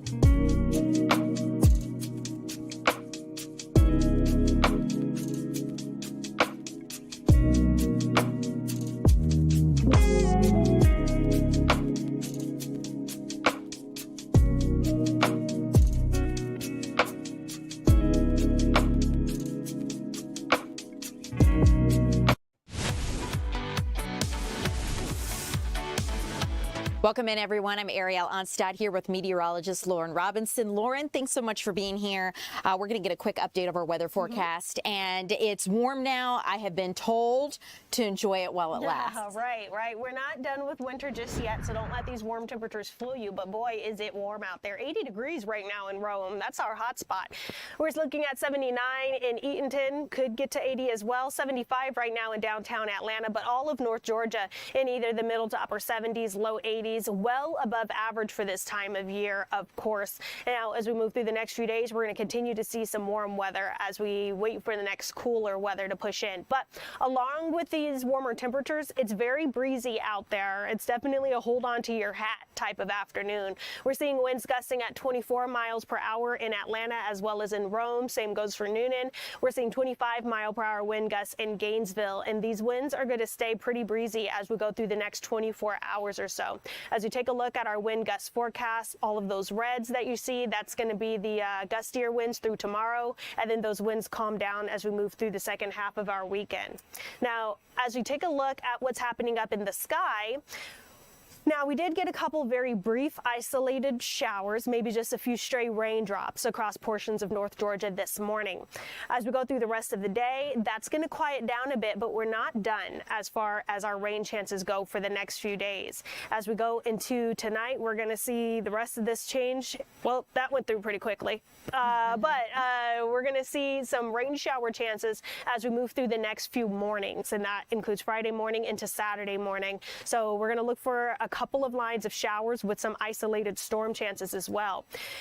As far as severe weather is concerned, for the day tomorrow, northern portions of Georgia will be under that level 1 out of 5 for severe weather. That means we're looking for maybe some stronger thunderstorms, maybe a possibility for some small hail. That's really about it. As we go into Saturday, that's where we're going to look for another round for some pretty strong storms as well. We're not really looking for many spin-up tornado possibilities as we go through the day Friday, but that can't be ruled out with all of the heat that we have. Now, as we take a look at what's happening today, our highs will be in the upper 70s. Some areas could see low 80s, and then tomorrow, overnight tonight, take a look at these lows. This time of year, we're supposed to be cooling into the upper 30s to low 40s. We're going to be cooling only into the 50s to 60s for our overnight lows. So that just goes to show you how warm it is, and really that's going to affect our storm impacts as we go throughout our Friday and Saturday. So with this warm weather and warm overnight lows, our atmosphere really isn't going to cool down too much over the next 3 days or so. And with it, we're going to look for two different lines, two different cold fronts to push through. The first one will be Friday morning. That'll maybe be our weaker one. So we're just looking for rain shower chances there. By Saturday, that's where we're looking for our secondary shot there, and then that's going to be a bit stronger, so we're looking for more storm chances Saturday. But then after both of those cold fronts push through, it brings the rain showers followed by the storms. Cold air settles into the area behind that. So that's where our temperatures cool down despite the dry, sunnier conditions going into the first half of next week. So we're going to see more sunshine on days like Sunday, Monday, Tuesday, but it's going to be chilly out there. It's going to feel like winter, and then we're going to start to rebound as we move into the middle of next week. So Lauren, a lot of changes. Not really upset because I feel like I could use a cool on the pollen situation that could be soon unfolding, but no doubt you'll keep us updated as we approach these temperatures here next week.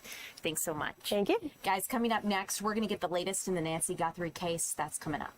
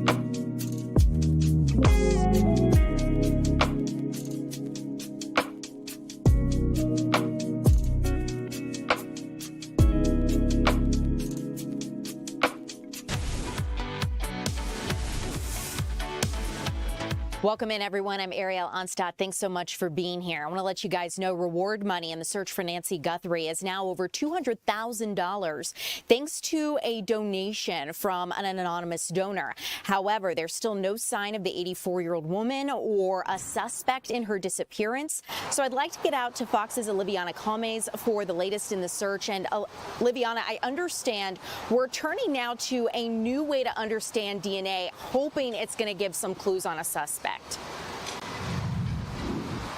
Yeah, good afternoon, Ariel. Of course, that tip money that went up is awesome. Hopefully people can step forward more with information if they have it with that new incentive. But that's right, DNA is really the focus right now. There were no matches for the DNA found in either the house or in that glove that was a couple miles away, found on the FBI national database. So now the question is, will this advanced testing technology help turn up a suspect? Investigators are checking both of those items, or rather the glove and inside the house, for a DNA match, but they found no matches in the CODIS system with the FBI, which compares a smaller number of DNA markers to more than 19 million known offender profiles. But the CEO of a private lab that helped identify suspects in the Idaho student murders and other high-profile cases tells us their genetic genealogy technology can analyze more DNA markers to build a profile of a suspect. The kind of testing that we do at Othram looks at the entire DNA. There's probably at least 500,000 markers that we're looking at instead of 20 markers. And we can learn a lot of things. Of course, one thing we can do is search for distant relatives and use forensic genetic genealogy to figure out who someone is or who their nearest living relative is. But there's a lot of other things we can learn. He says that process can work even within a few days if they are able to find some matches. Meanwhile, investigators are still searching for this person that we've seen on Nancy Guthrie's doorbell camera. It looks like a man wearing a ski mask and gloves, and who police say is about 5'9" or 10 with an average build. And they're also trying to find that suspect by figuring out where he bought his backpack and a gun holster as well. And the FBI hasn't confirmed that these are legitimate, but we've been hearing about these ransom notes. And TMZ reported that they received another one yesterday, another request of a lot of money in cryptocurrency. So we're keeping an eye on those. But really, there's still 400 people here on the ground searching for who that suspect or suspects could be, along with, of course, Nancy Guthrie. I'll send it back to you. Yeah, Oliviana, incredible presence from a federal and local level, all just trying to find her. You know, it's interesting because I actually got a chance to interview the CEO of Othram about a cold case here in Georgia that they actually recently helped solve.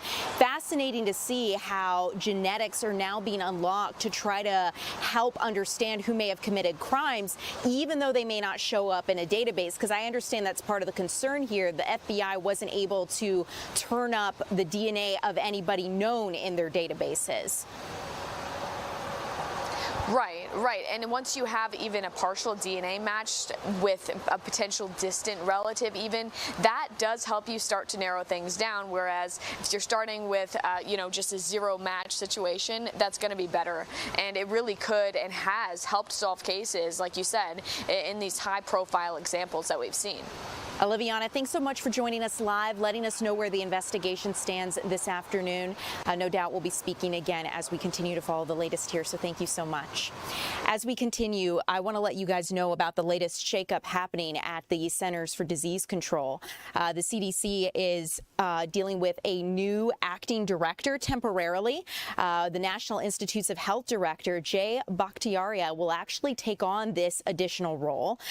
He is going to temporarily serve as acting director of the CDC, and this is according to a Trump administration official who says that he's going to be replacing Health and Human Services Deputy Secretary Jim O'Neill.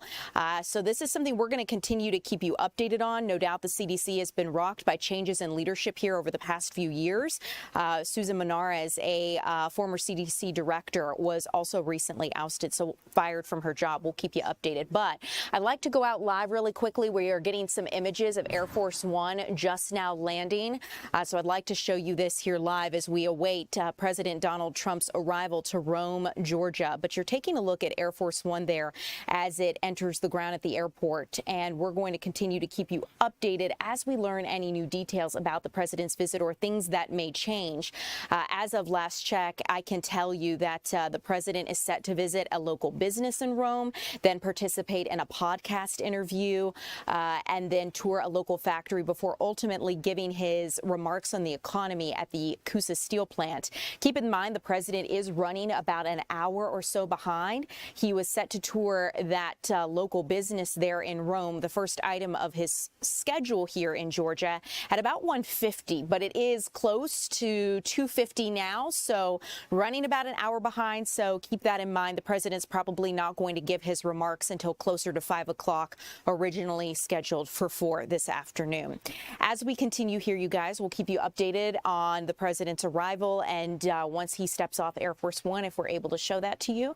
But coming up next, I want to take you out with our Chris Rosenthal, who is going to show us a little bit about what's unfolding at a massive skilled trades fair this afternoon. This is something that leaders here in our state say is crucial to maintaining a vibrant workforce here in Georgia. That's coming up.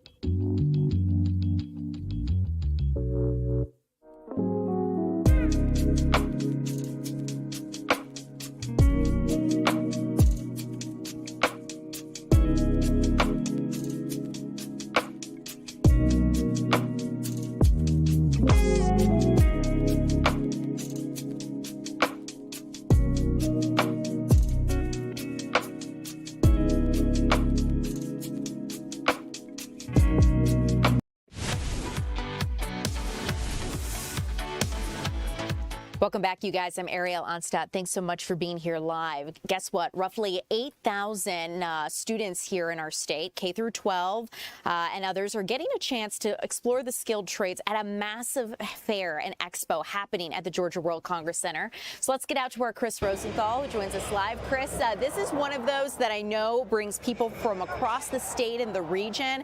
And based on the equipment they've got behind you, this seems like a big undertaking. Absolutely, yeah. Like you said, about 8,000 students. These are students from grade school in through all the way up into technical schools and college, out here getting to meet with professionals in the construction industry, getting to network, and getting to participate. Let me just give you a little bit of an example here. There's a construction competition here. This is actually a group of girls here from Lee County High School, and they're here competing in this build competition. In fact, I got Stephanie here. Stephanie, what does this mean for you and your team to compete here into this in this competition here? Well, as an all-girls team works, it means the world because we made it here, all girls beating boys.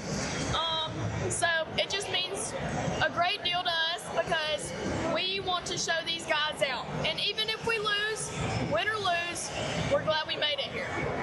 You guys looking forward to careers in the construction industry and skilled trades? Yes, of course, yes, always. Absolutely. Girls can do it too, huh? Girls can. Girl power. Oh, Yes, wonderful, wonderful. Well, I got Scott Sheelar here. He is with Construction Ready, and talk to me about skilled trades. Talk to me about the shortage and the need out there. Yeah, so we have a shortage of workers, and really across the whole United States. It's over 500,000 is what we say we need from a new worker standpoint. Here in Georgia, it's about 10,000 is what we need, and so this event is all about getting more people into the construction industry, especially young people. Obviously, we like to get them young so we can grow them, give them good habits, and that they can be productive in our industry for a long time. And so that's what this event is all about. And we can walk around here a little bit. So talk to me about the needs, the kind of jobs that are in the future that's open for these folks here. Yeah, well, so when we say construction, it includes pretty much anything that goes into building a building, right? You see carpentry, masonry, plumbing, electrical over off here to the right. You got the masonry competition coming up here on the right. Another huge need, especially in Georgia, is heavy equipment operators. I mean, we need more heavy equipment operators than we have. And so here at the expo, we have all of these simulators where students can climb on a simulator and see, what it's like to operate a piece of equipment. I think sometimes there's a stigma with, skilled labor jobs, or sometimes they call them blue-collar jobs, but not so much anymore. And these are good-paying jobs. It's changed for sure. I would say in the last 5 years, people have realized you don't have to take on a mountain of student debt, to get a good job. You can make a lot of money as an equipment operator. I mean, a good equipment operator will make $70,000, $80,000 a year pretty easily with a company like C.W. Matthews. And so, and this simulator is very realistic. It's actually what C.W. Matthews uses to train their equipment operators. So it's a really cool setup. Yeah, I was talking with the folks over at McCarthy Building Companies earlier, and there's a lot of opportunities here for students to come here, make a connection, and get a job, a career fair as well. Absolutely. Well, it's primarily about exploration. We want students to know about all the opportunities, but to your point, when they're seniors, when they're getting ready to graduate, the companies here are ready to hire them, and we do see that happen. I mean, students will meet a company, and then the company will follow up, and they'll be going to work this summer with a company that they met here at the Career Expo. Gotcha. And these competitions, we talked a little bit about them, but yeah. What do we have going on here? Yeah, so this is the Skills USA State Championship. So these are the best young carpenters, masons, plumbers, welders from all over the state of Georgia. And what's so cool is they're competing today and tomorrow, and the winners of these competitions will go on to represent Georgia at the National Skills USA competition, which is actually back here in Georgia in June. So today is all about determining, okay, who is the best in the state of Georgia, and then they go on to represent the state. And these students, they're doing kind of a comprehensive build over here in this section. Exactly. Most of the competitions are individual, but this one's unique because we call it Teamworks. And so it's a group of 4 students who work together to build a small structure. It's kind of a miniature house. There's some other elements of carpentry, brick masonry, and then tomorrow they'll be getting into some plumbing and electrical as well. So they'll be, making it like a real house. And we got the young women's team here as well. I mean, this is not just for boys, huh? I love that.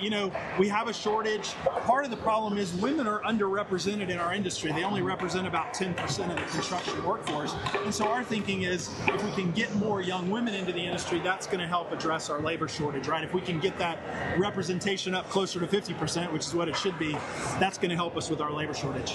Bright futures ahead for sure for everybody here. So yeah, absolutely. I love seeing the young women. I have a 15-year-old daughter myself. She's here down the way, and she loves building too. So we have a saying at Construction Ready, you have to see it to be it.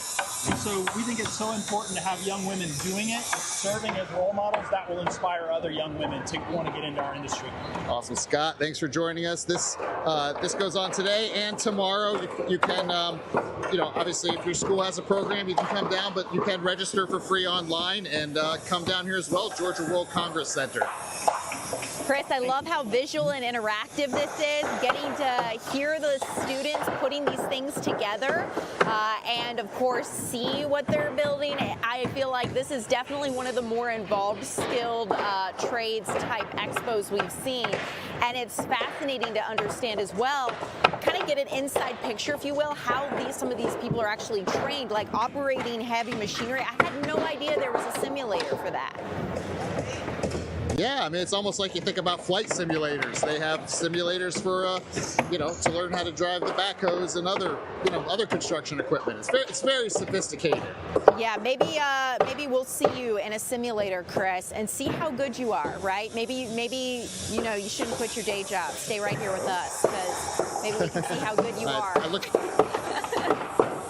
I look good in a hard hat, Okay. So, yeah. I don't doubt it, Chris. Thanks so much for joining us, letting us know how you guys can make the most of this. If you're looking for a job or expand your skill set, this is going on tomorrow at the Georgia World Congress Center. So Chris Rosenthal, thank you. As we continue, I'd like to continue keeping you guys updated on some stories we're following here. And this one actually involves the FDA. So this is pretty significant because the Food and Drug Administration is actually dropping its long-time two-study standard for drug approvals. FDA Commissioner Dr. Marty McMary says the agency will now require new drugs and other health products to have only one study in order to receive FDA approval. Previously, they needed two studies in order to garner that approval, but the change is one of several proposed by President Donald Trump's administration because they're trying to shorten the process for new drugs and increase availability of some medications. FDA officials say these changes are going to create a surge in drug development. As we continue as well, Facebook CEO, or really Meta CEO, Mark Zuckerberg, testified in a landmark trial yesterday regarding social media and its use. And this is landmark because how jurors decide this case could decide a slew of other cases regarding social media. Really, we're looking at whether or not Meta designed and Google's YouTube designed its social media platforms to be intentionally addictive and the impacts on young people's mental health. Are Facebook and Instagram designed to be addictive? Basically, that was the focus of questioning for Mark Zuckerberg as he took the stand in Los Angeles. And this, again, like I mentioned, could shape the future of social media because at its heart, the plaintiff is a 20-year-old woman who signed up for Instagram when she was 9 years old and says early addiction to social media put her on a path towards depression and suicidal thoughts. Now, unearthed internal messaging at Meta shows researchers were aware the platforms were addictive, comparing them to drugs. The plaintiff's attorney cited a 2016 email from Zuckerberg that set a goal of increasing the amount of time people spent on the platform by 12%. So that was something that their attorney says is that Mark Zuckerberg knew what was going on, and the intention of the company was to prey on teens and exploit them, getting more time spent on the app up. Now, spending hours on the stand, Zuckerberg acknowledged that at times his awkward public persona could be a factor here. He said, quote, "I'm sort of well known to be very bad at this," end quote. But he did push back on the assertion that platforms are intentionally designed to hook people. Parents who lost children to social media addiction say they're not buying this. One parent says that they're going to see a lot more this week and they need more to be able to be convinced. They want to see the evidence, not only internal communications through email, but also from the research that was shown. Some of these parents say that they believe the evidence shows that Meta was aware of addiction to its platforms, that they could be dangerous and didn't do anything to stop it. The outcome of this case could determine how thousands of other lawsuits play out. So no doubt we'll continue to follow this and keep you updated here. I also want to talk to you about some things happening a little closer to home. We're learning new details in that case of a Georgia teen who was arrested at the United States Capitol for carrying a loaded shotgun. Let's talk more about this because a judge has basically ruled that the man accused of charging towards the U.S. Capitol with a loaded shotgun on Tuesday is going to stay in jail for now.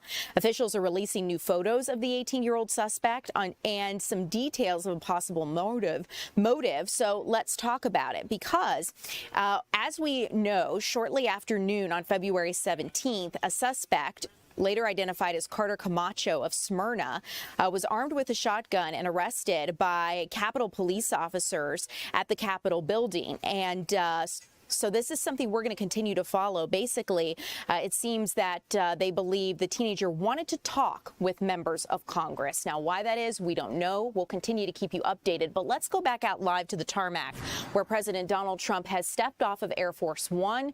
You can see him getting close to the car there and shaking hands with people there at the airport.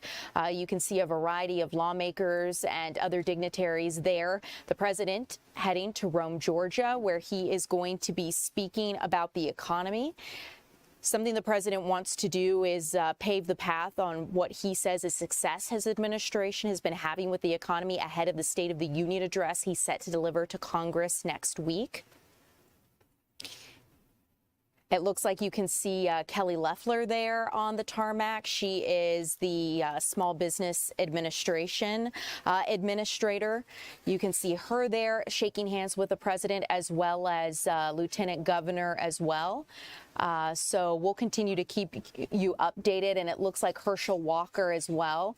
Our managing editor, Cal Calloway, just updated me. I knew he looked familiar, so that's Herschel Walker. You can see him back there, as well as the Lieutenant Governor, who is running to be Georgia's next governor and has received the endorsement of the president.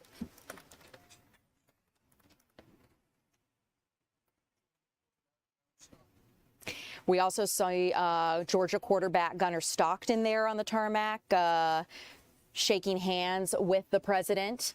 President's now getting into the motorcade there. You can see Secret Service at the doors as he gets ready to head towards that steel plant in Rome to deliver remarks on the economy coming up.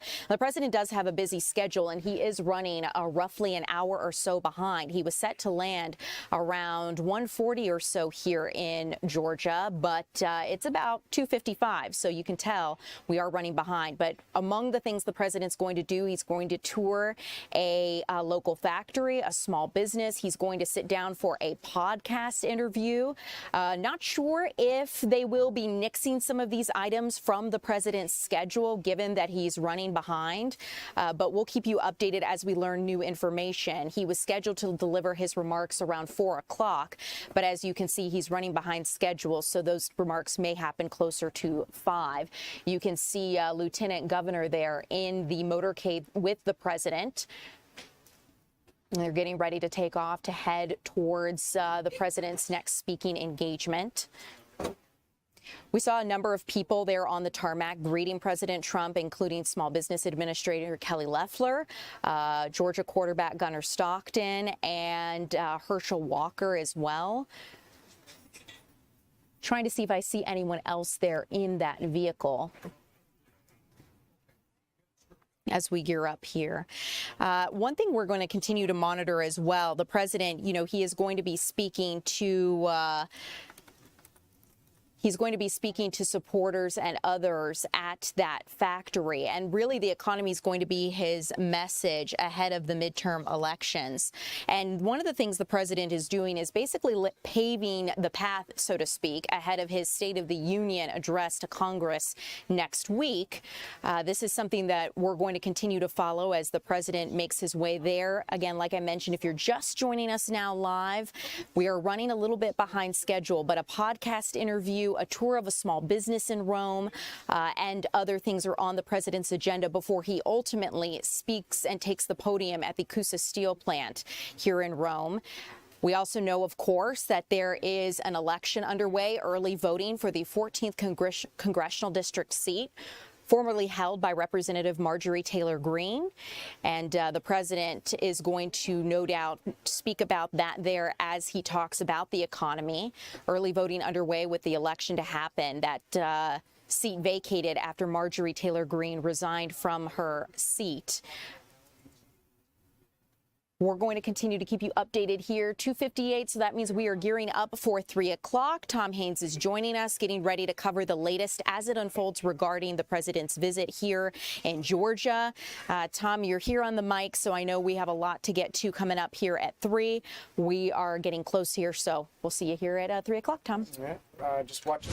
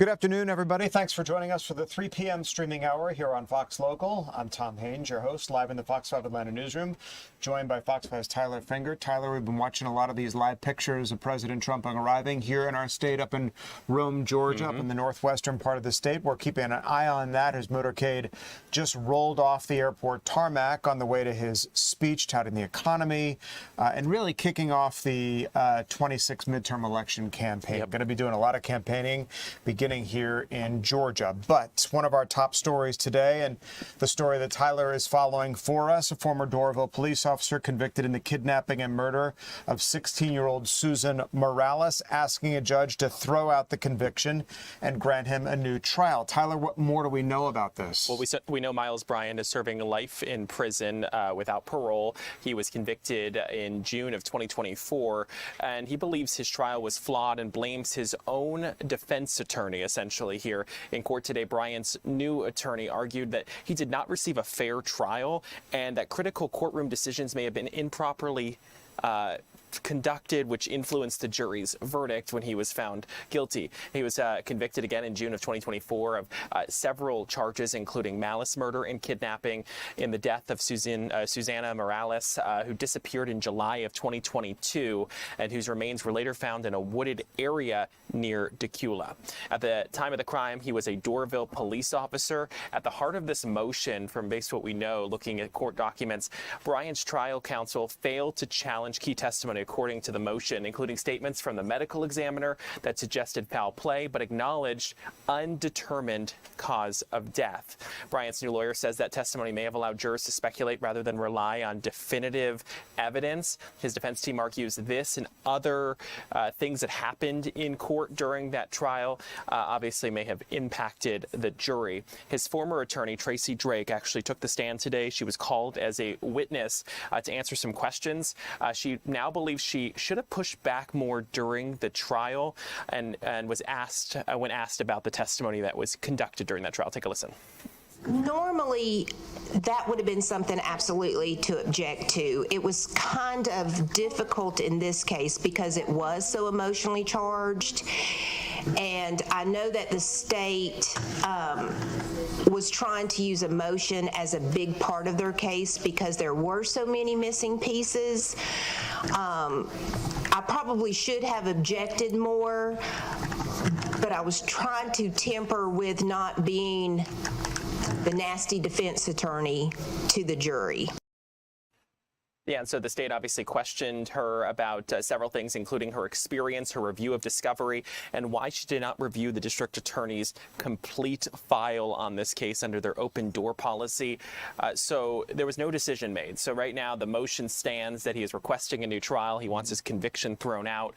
And essentially what the judge decided in Gwinnett County is that they are going to give the state about 30 days to file a brief, and that will essentially then allow her to make her decision ruling on what happened here. These type of motions where people are asking for new trials are very common.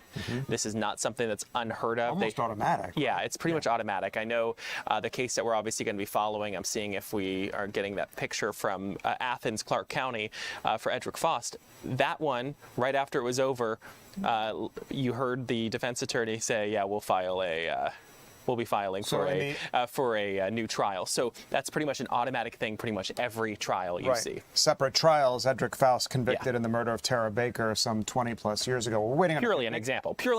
Yeah. We're waiting on a conviction in that case, correct, yeah. A sentence. Sentencing, yes. He was convicted on Tuesday of every count he faced, all 12 of them. So that's obviously something we're monitoring there. I believe that is starting right now. Are we going to take live pictures of the Edrick Faust sentencing hearing? Let's listen in and see. This is Edrick Faust, the man convicted of killing Tara Baker. The first is that you've been following this, Tyler. No one in the audience, with the exception let's listen of to the judge here for who a have second. been granted a Rule 22 permission, can have their cell phones out and can have their cell phones out. So the first thing I want everybody to make sure is that if you have a cell phone and you are not the media who has been granted access, to put your cell phone away, please. And also, while you're doing that, to make sure that it is in the off position. I would appreciate everybody's cooperation on that. If there is anybody, of course, and I've mentioned this before, during the course of all of our proceedings. If anyone does violate that portion of this court's order, having their cell phone out and certainly even using it, you will be escorted from the courtroom by the deputy and not allowed to return. The second thing I want to remind everyone, as I reminded everyone the other day who was here, is that this is a court of law, and certainly the court expects everyone to act accordingly. There will be no disruptions whatsoever, no outbursts of any kind, no yelling, no screaming, and no disruptions like that. If that does happen, I will stop the proceedings. The Sheriff's Department will escort that person or persons out of the courtroom. Everybody certainly was in full compliance the other day when the verdict was read, when I gave this same instruction, and I certainly appreciate everyone's abiding by that order very much, and I'd ask you certainly to do the same today. Is the state ready to proceed? State's ready, Judge. All right, Mr. Cruz, is the defense ready? I have no other choice, Your Honor. All right, thank you, sir. Mr. Faust, I'm going to address you now, sir. I want to tell you that, as you know, you have been convicted of all 12 charges as listed in the indictment by the jury returning the verdict. I want to tell you that you have the right to pursue an appeal. If you cannot afford an attorney, the court will appoint an attorney to represent you for an appeal. I want to make sure you understand that filing an appeal has time limitations. You have 30 days from the date of sentencing, which will be today, to file a notice of appeal. Filing a motion for new trial also falls under that category of 30 days after the conviction sentence is entered. You also have 4 years if you choose to file a habeas corpus petition. If you cannot afford an attorney to represent you, the court will appoint an attorney for you. I certainly know that you will speak with Mr. Cruz today and other days about your rights of appeal, but I wanted to make sure you understood them. Do you have any questions for the court about those things? Thank you, sir. All right, if the state is ready to proceed, you may do so, sir. Thank you, Your Honor.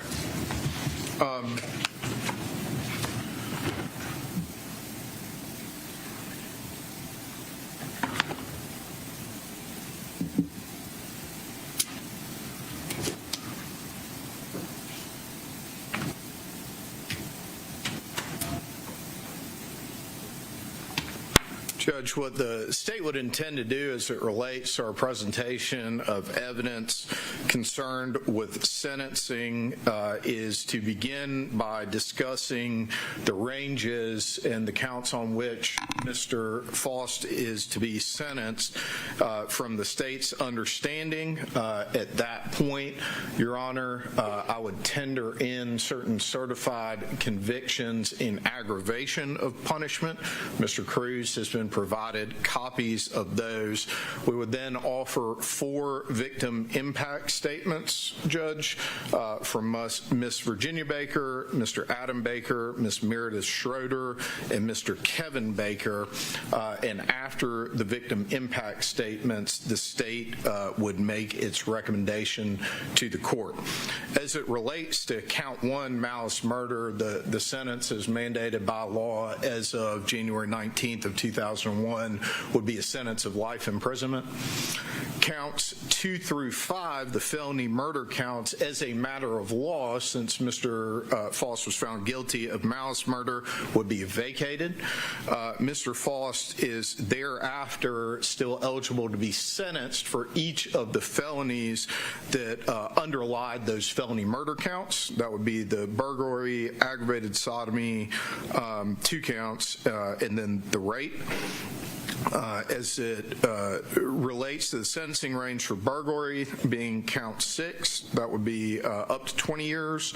Count 7, the aggravated sodomy as it existed on January 19th of 2001, the state's understanding of that is that that would be a serious violent felony subject to the provisions of 1710 6.1 at the time, which indicates that when an individual is convicted of a serious violent felony, if they are sentenced to anything other than a life sentence, they are not parole eligible for whatever that sentence is that is imposed by the court. And the range on aggravated sodomy at the time was 10 to 30 or life. As it relates to, and that would be the same for count 10, Your Honor. As it relates to count 8, The rape count, that would be 10 to 20 or life. As it relates to count 9, the aggravated assault, that would merge with count 1 for purposes of sentencing. We've already covered the range on count 10. Count 11 would be up to 20 years, and count 12, possession of a knife, count 11 was the arson in the first degree. Count 12, the possession of knife during commission of a felony, would be 5 years, Your Honor.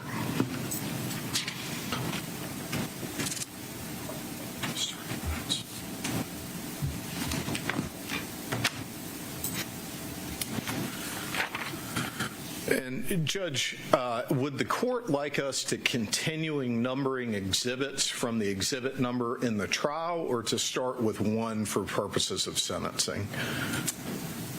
That's a great question. I think we should continue with the numbers that we've been going on. Do you have the last number that was entered? I do not. Okay. Okay. We can do that. Sure. Okay. I think that sounds fine. Ms. Satterfield really is in charge of all of those numbers. That's important for her. So we'll start again with 1. She thinks that would be best. So go ahead and label whatever document you have as States Exhibit 1, and then follow with any other exhibits you have in numerical order. Thank you, Your Honor. All right.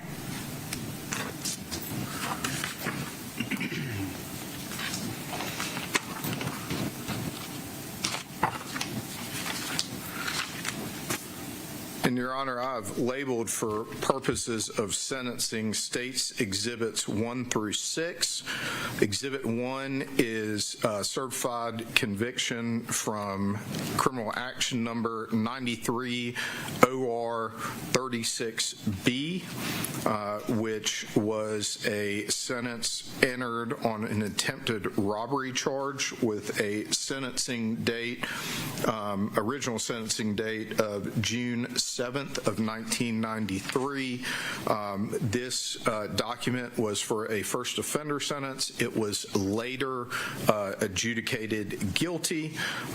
In States Exhibit 2 is 96 OR 165J.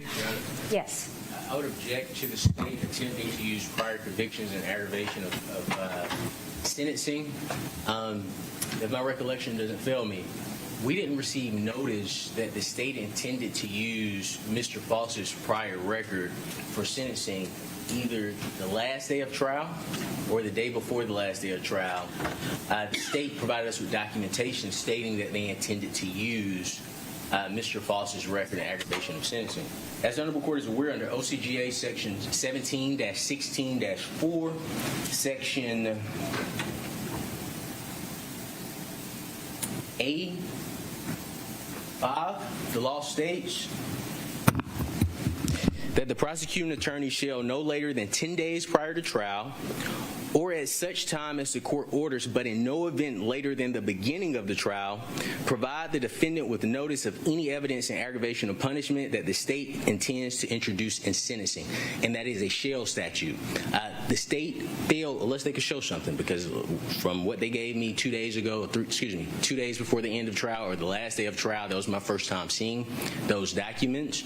But the state hasn't met the notice requirement to introduce evidence in aggravation of sentencing under that statute, Your Honor. So I would ask that if the state wants the Honorable Court to proceed with sentencing, that's fine, but I would ask the Honorable Court not to consider the state's evidence in aggravation because they failed to follow the proper procedure for admission of same. Thank you, Your Honor. Thank you, sir. Any response, Mr. Yellow-Micheli? Yes, Your Honor. I don't have both of the dates in front of me, but the state provided its first notice of intent to use any convictions contained in Mr. Faust's criminal record in aggravation of punishment as part of its discovery certificate that was filed on, I believe, April 2nd of 2025. Subsequent to that, we provided a more specific notice that listed 3 convictions coming out of Clark County, and then we amended that notice with the second notice of intent to use prior convictions in aggravation for recidivism, which doesn't necessarily apply here for purposes of impeachment as well. well. But the original notice is from April 2nd of 2025. Thank you. Yes, sir. I would ask the Honorable Court not to take Mr. Yalamachili's word for it. If the Honorable Court could review the record to make sure that it's accurate. I disagree with that position, but I may be mistaken. I would just ask the Honorable Court to confirm. Okay, thank you, Mr. Cruz. I actually have reviewed the record, and Mr. Yalamachili is correct, so I'm going to overrule your objection. I'm also holding in my hand the state's second notice of intent to use prior convictions in aggravation of sentencing, and that was filed on October the 2nd. So I have one of them actually in my hand, but I have reviewed the record, and Mr. Yalamachili is correct, sir. Yes, ma'am. All right, thank you. You may proceed. And Judge, so State's Exhibit 1 was a conviction for attempted robbery, Your Honor, with the date that I noted. State's Exhibit 2 is a certified conviction regarding possession of a firearm by a convicted felon and other offenses from 96 OR 165J, again out of the Superior Court of Oglethorpe County. Then we come to the 4 Clark County convictions that the state intends to admit for aggravation. State's Exhibit 3 is SU 01CR0298. This was an aggravated assault committed on February 4th of 2001 involving cutting or another individual in the neck area, and the sentence date on that particular offense, I believe, was September 6th of 2001. Obviously, the offense date is within a couple of weeks of this murder.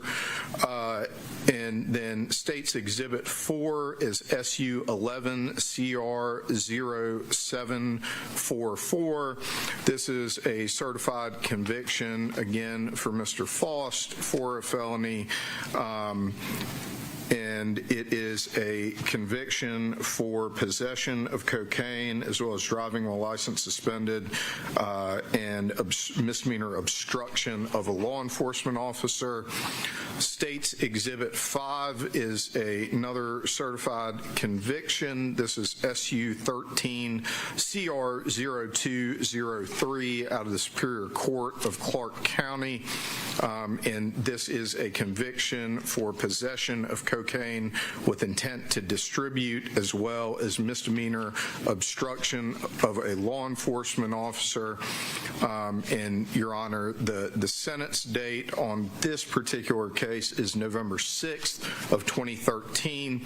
And then State's Exhibit 6 is SU 14CR0774, and it's for a felony driving while license suspended, Your Honor. The conviction date of this case will be November 26th of 2014. Yes, sir. I just pulled up the notice that the Honorable Court mentioned from October. It only mentions 3 offenses. That's the aggravated assault. That's the VGCSA, 2 counts. I don't. Just wanted to let the Honorable Court. That was the only one I had in my hand, but I have reviewed the record. I just want to make sure. There's an amended notice as well, Mr. Cruz, but the one that I was referring to is the one I have in my hand. Correct. The amended notice, I only received that 2 days before the end of trial, Your Honor. So we're asking that those convictions not be considered. The 3 that's in the notice filed in October, obviously that meets the statutory timelines. The ones that they gave me 2 days before the verdict came down, that does not meet the statutory timeline, Your Honor. So I'd ask the Honorable Court to reconsider its ruling. Thank you, sir. Any response to the objection again, Mr. Yalamachili? Well, again, Your Honor, if we go back to, and I believe it's April 2nd of 2025, but the court has the record in front of it. As part of the state's discovery certificate, we provided notice of both impeachment, aggravation, and I believe also recidivism for any convictions that were contained in Mr. Faust's criminal history. There's no, to my knowledge, no subsequent requirement of the state to make a more specific notice, but we chose to do so. Yes, sir. The law requires a specific notice, so there is a requirement for that, Your Honor. I'm not sure that's correct, Mr. Cruz, and I'm going to overrule your objection and allow the state to continue. All right, and so, Your Honor, if I could approach, I have states 1 through 6.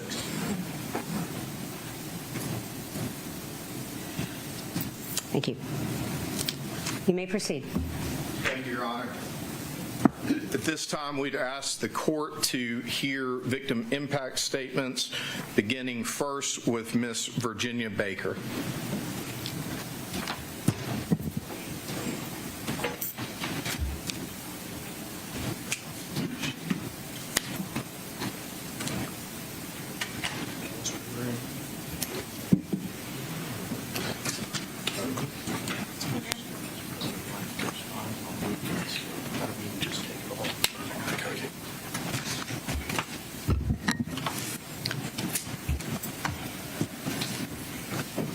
Good afternoon, Your Honor. Good afternoon.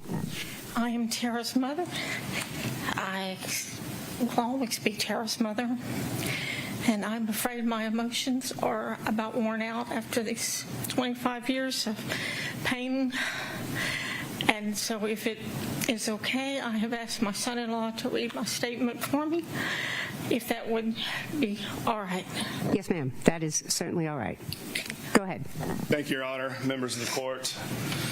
There are no words to fully express the horror of what this monster did to my daughter, Tara. For weeks, I have sat in this courtroom, forced to look at evil, to hear details I never wanted to know. I have endured it only for her sake. January 19, 2001 was the collision of pure good and incomprehensible evil. Over these 25 years, the truth has emerged slowly, each new piece more terrible than the last. The question that never leaves me is why? I have asked God this question thousands of times. I still have no complete answer, and the pain remains. As a mother, I cannot bear the image of Tara dying alone, frightened, calling for help that never came. Night after night, I dream of carrying her burned and broken body, walking endless roads trying desperately to find someone who could help, someone who could bring her back. I have begged God to trade my life for hers, but she is gone. The emptiness she left is vast and unending. Tara was intelligent, kind, dutiful, and loving. She worked hard toward her dream of becoming a lawyer so she could help others. Yet she never lost her generosity or her caring nature. Her life was full of promise and light. The person who took her lived in complete opposition to everything she stood for. His actions were selfish, depraved, without compassion or regard for the lives he destroyed.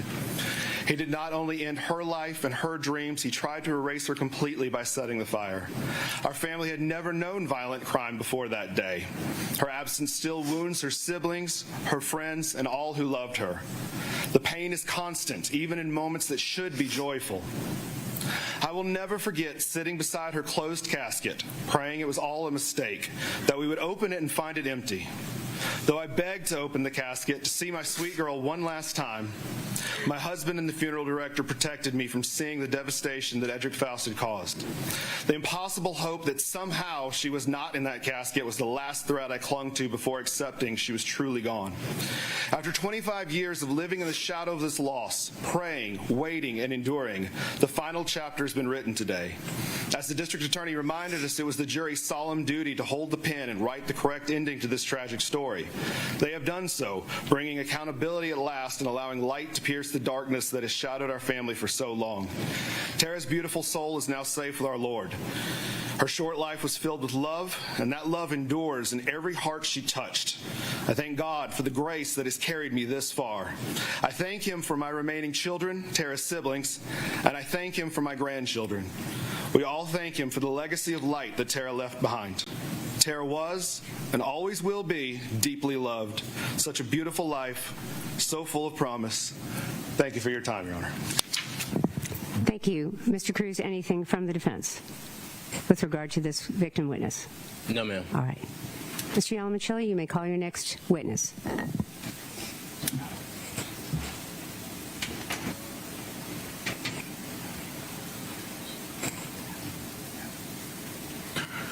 Your Honor, the state would call Adam Baker.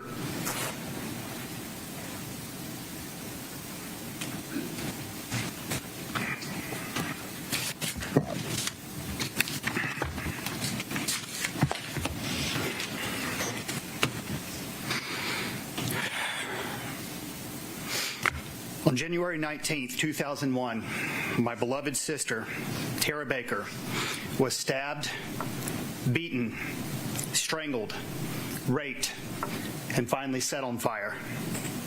That horrific act was not where the tragedy ended. That is where it began. Tara was an extraordinary human being. Beautiful, compassionate, driven, and hilariously funny. She was the best of us. I have never known anyone with a purer heart. Tara and I were more than siblings. We were best friends. From the day I was born until the day Edrick Faust ripped her from us, we were inseparable. She cheered me on at every step. My decision to join the Air Force, my dreams of flying, it was her dream for me to become a pilot. I remember how she beamed with pride after I joined the Air Force. I remember coming home on leave and her giving me the biggest hug. We talked so much about my training and what things were like. I also remember the moment she saw my dog tags and truly understood what they meant. She grew quiet. She cried. It was the first time she ever considered that my life could be cut short. Neither of us ever imagined it could have been the other way around. Being far from home meant I was alone when I learned of her death. My father was desperately trying to contact a military chaplain to sit with me when the news came, but I called him first. The cries of anguish I made during that call haunted him until the day he died. I still have nightmares in which our roles are reversed and I am the one making that call, hearing the pain, unable to hug my son or comfort him. I remember the fog of arranging a flight back to Georgia, the long journey home, watching people board planes and go about their day oblivious. The flight attendants offered pretzels or cookies. All I could think was, I want my sister back. The entire flight, I dreaded one moment above all, seeing my mother. When I finally reached my parents' house and I saw her face, the anguish there was something no one should ever have to witness on their own mother. In hysterical grief, she held me for what felt like days, weeping and wailing. That evening, through her tears, she begged me to achieve my dreams because Tara could no longer achieve hers. Our focus is only Tara could have inspired me to do. I made every rank as early as military regulations allowed. Eventually, I was accepted to officer training school.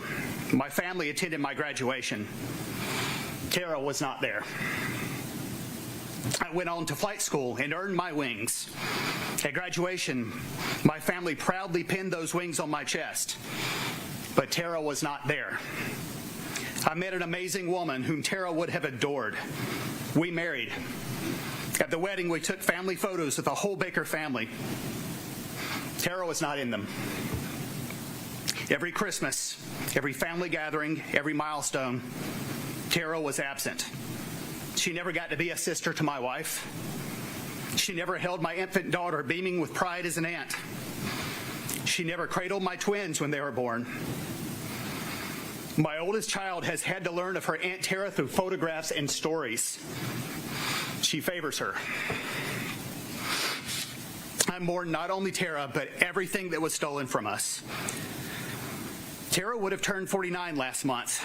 I have no doubt she would have pursued her dreams, achieved her goals.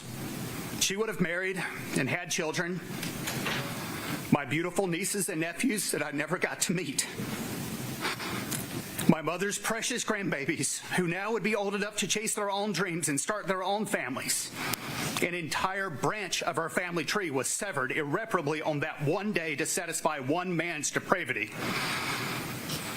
The last 25 years should have been full of life, laughter, and generations. But the pain doesn't end here today. Despite this verdict, the pain will continue. This summer, I will retire from the career that Tara inspired me to pursue. My family will fly out. We will celebrate. There will be pictures. Tara won't be in them. She won't be there. Tara's children won't be there. Tara's grandchildren won't be there. In fact, our dad, who died at the age of 59, due to the stress and grief of losing a child, will not be there. And he is but one of a list of family members who I am certain would still be alive today had it not been for the stress, grief, depression, and utter devastation caused 25 years ago. For many years, I wrestled with God over what happened. That struggle eventually and ultimately led me to a place of forgiveness. Long before I ever heard the name Edrick Faust, I chose to forgive him. Today, sitting in this courtroom face to face, I can honestly say, I have forgiven you. I harbor no hate in my heart. I've given that all to God. You will stand before him one day. I pray that before then, you will confess, you will repent, and you will seek for the forgiveness of Christ. He will grant it. Until then, I need nothing from you except this one thing, that you never hurt anyone else again. Your Honor, I leave that responsibility to the judicial system. Please ensure that Mr. Faust never has the opportunity to harm another person. Thank you, Your Honor. Thank you. Mr. Cruz, anything from the defense? In regards to this witness, no, ma'am. All right. You may call your next witness, Mr. Yelman-Chili. Meredith Schroeder, Your Honor.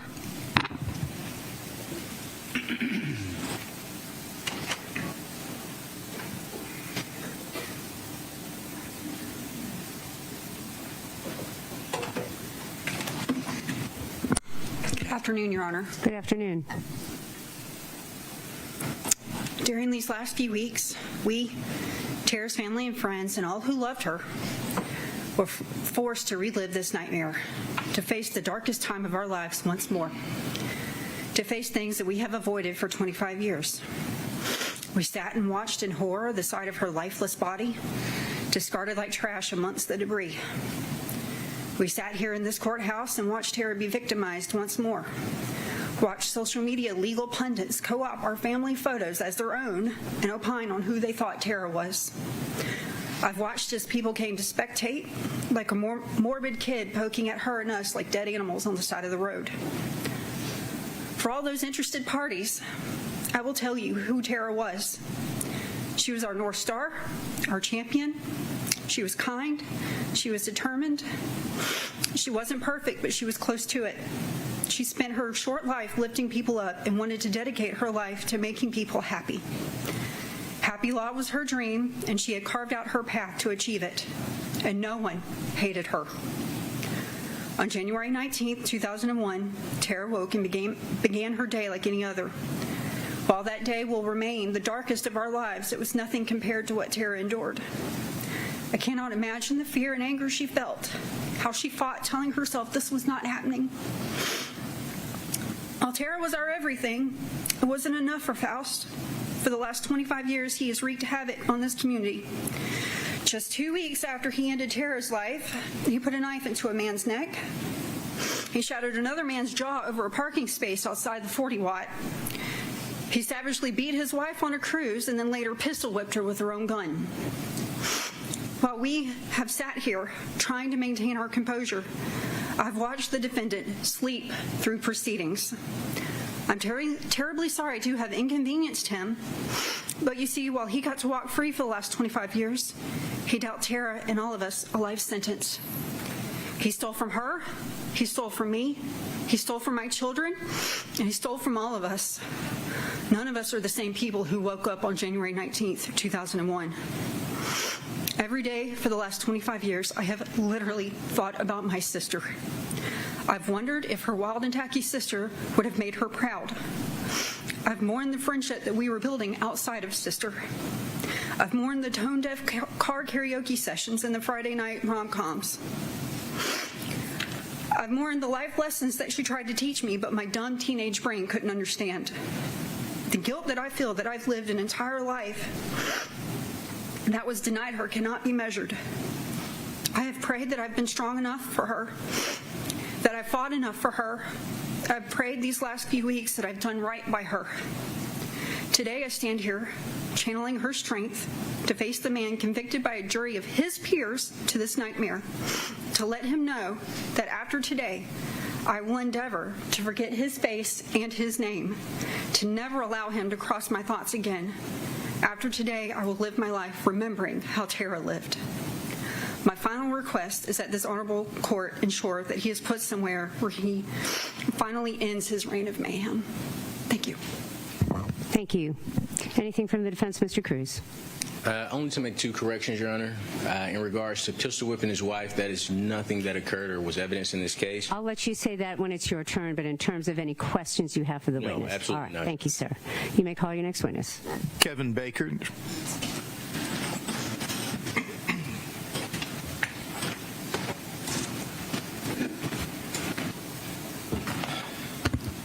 Good afternoon, Your Honor.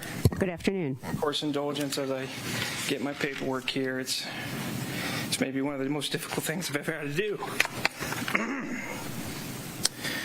Your Honor, my name is Kevin Baker. I'm Tara's youngest brother, who she affectionately called her baby darling. There's a 12-year age gap between the two of us, so I wouldn't see her as much as a big sister as I would see her as a motherly figure. Over the past several days, I have sat in this room and listened to people argue over semantics while thinking that my Tara, beloved sister, cuddle buddy, and protector is gone. We're arguing over a Super Bowl and a World Series. Well, I can't tell you who won that game, but I can tell you every detail that happened that day. My earliest memories of Tara and I were singing Beatles songs and Elvis songs and having a dance party in the living room. We watched old movies like Wizard of Oz and the Braves game on TV as we would cheer on her boys to victory. I even told her as a young boy I was going to play baseball and I was going to be just like Chipper Jones, who she adored so much. She would sit there as I would tell her that, and she would smile and say, "You could do whatever you wanted to do as long as you put enough effort into it." To help me sleep, she would tell me Bible stories and hold me close when I was scared of the dark or when things would go bump in the night. Everywhere Tara lived, she invited me to stay at her house. From her dorm at Georgia College to the 80 Pie house, I was always welcome, where most college girls would think having a 9 or 10-year-old little brother following them around a college campus would be annoying and maybe even a bit embarrassing. But she saw it as an opportunity to connect and show me how doing well in school can benefit you. I remember the last time I saw her. It was towards the end of Christmas holiday. Adam was home, and she thought how great it would be to have a siblings' day out. She took us out, myself, Adam, and Meredith, to Chick-fil-A for lunch. We laughed, we carried on, and had a great time as a family. It was probably my last true happy memory as a child. She said goodbye to me in the driveway. She bent down on one knee and gave me the warmest hug and a white turtleneck sweater and a brown leather jacket and a kiss on the cheek. She told me to do my best in school as a new school year would be starting. In a few weeks, she would be back to visit with just me. She planned to come home and visit with me and go to my baseball game. I started that next school year with just the focus on school and sports. Then came Friday, January 19th, 2001. I was taken out of school, oblivious to what was happening at the time. My parents were in a panic and dropped me off at my grandparents, who would soon drive me up to Athens. But before we made our way to Athens, I asked my grandparents if it would be okay to get something to give to Tara as a gift. My grandparents, already knowing what was happening in the situation, couldn't bear to be the ones to give me the news. So they took me to a Hobby Lobby. I got a dolphin figurine and I made it for her, not knowing that she would never receive it. I arrived at the Holiday Inn right down the road from here. As a child of only 11, I was given the news by my late father that there was a fire at Tara's house. My immediate response was, "Is she in the hospital? Tell me she's okay." My dad stood there, choking back tears, saying, "No, buddy, she didn't make it. She's gone." At that moment, my childhood innocence was destroyed. It would be shadowed by grief and running around this college campus with flyers asking who killed my sister, asking questions, not knowing anything other than she was gone. Learning words that no elementary school kid should ever have to learn or know happened to his big sister. Words such as rape, stabbing, arson, and murder. Kids at school would say, "We're sorry for your loss." I was only thinking to myself, I didn't lose her. She was stolen from me. Where most kids would come home to a warm house full of happiness, I came home to a house, despite my parents' best efforts to create the best environment possible, it felt more like a mausoleum than a warm home. Unlike my siblings, I went through the majority of my life, from childhood, teenage, and adult phases, without Tara. Unable to ask her, "Am I doing okay? Is this what I should be doing in school or in life? Would you be proud of the man your baby brother has become?" I strived to be just like her throughout my childhood. When I received awards, graduated high school, and graduated college, Tara was not there.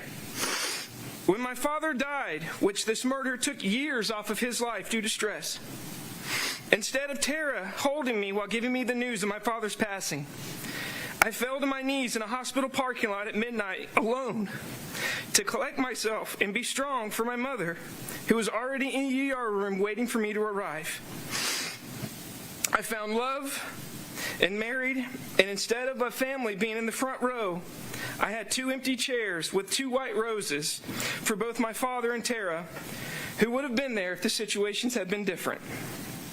As this trial goes on, I have read and seen the absolute best and the absolute worst of people in both this courtroom and outside who seek to turn a sensitive matter into a circus of calamity and pandemonium for their own entertainment, for likes on their social media pages, all the while seeing how this trial has opened up old wounds and exposed horrible memories. I have heard how this man is sitting here fighting for his life. Well, it makes me think about something about that morning. Did Tara have a chance to fight for her life? Who was there at the moment when she needed someone the most? No one, because she was scared and she died alone.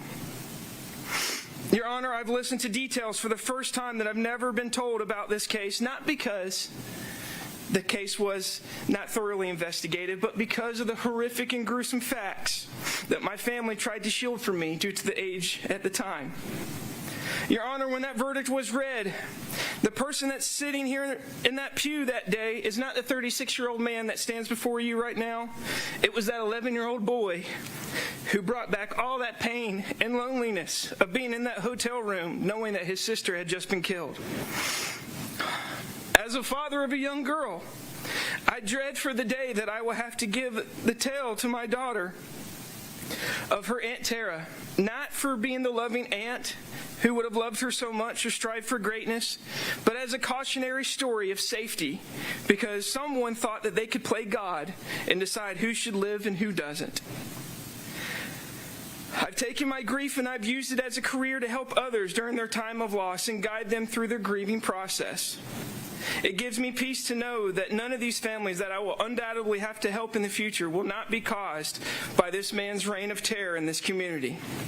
I pray that there will not be another family in this community that will have to deal with the same pain and sorrow and cruelty that we have had to deal with over these past 25 years.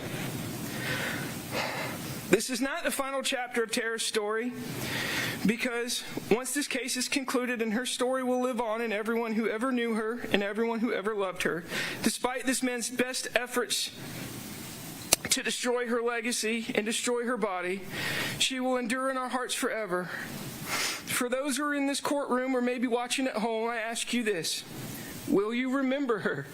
Because she would remember you. Thank you, Your Honor, for your time. Thank you. Anything from the defense, Mr. Cruz, of this witness? No, ma'am. All right, thank you. You may call your next witness.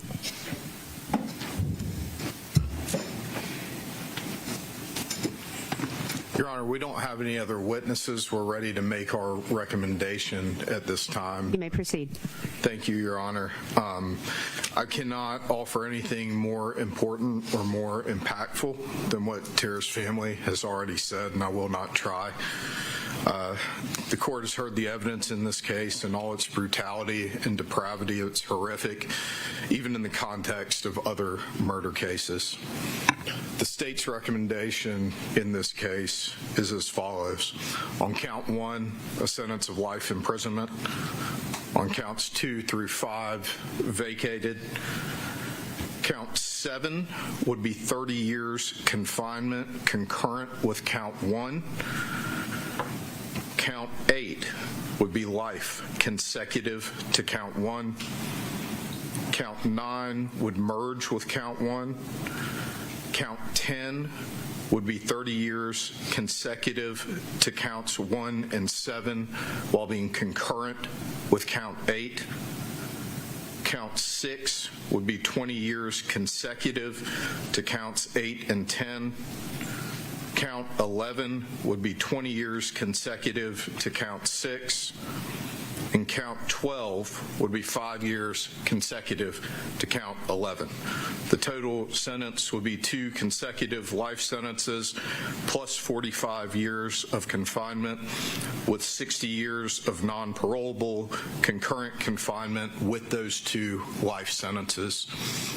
That's the state's recommendation, Your Honor. All right, Mr. Yeoman-Shilly, you went through that very quickly, so I'm actually going to ask you to go through it slowly so I take down what you say, and I will do the same, of course, for Mr. Cruz. If you'll do it a little bit slower for the court, I want to make sure I know what you are asking for, and then I'll do the same for Mr. Cruz. Yes, Judge. Start with count 1. I will, and just for an overall, again, in total, we're getting to 2 consecutive life sentences plus 45 years of confinement with 60 years of non-parolable confinement concurrent with those 2 life sentences. And the way that we structured that was in count 1, life. Counts 2 through 5, vacated.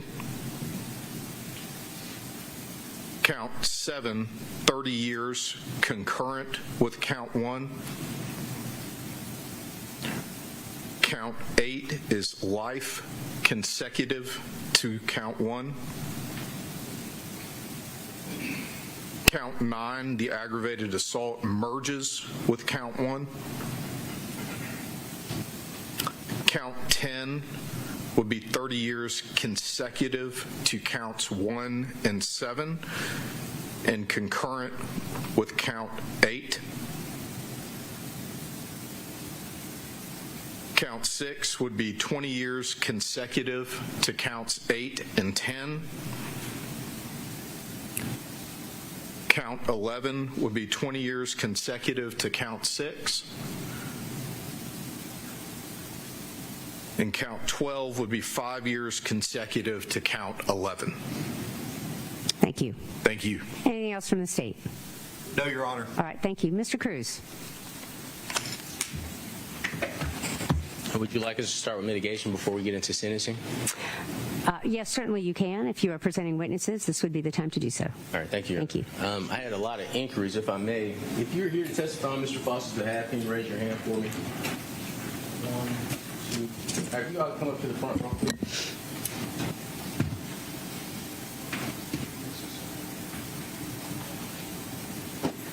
Mr. Terrell, can you help with the podium here? And then maybe we'll put a microphone, put it in between the tables. That would be very helpful. Thank you.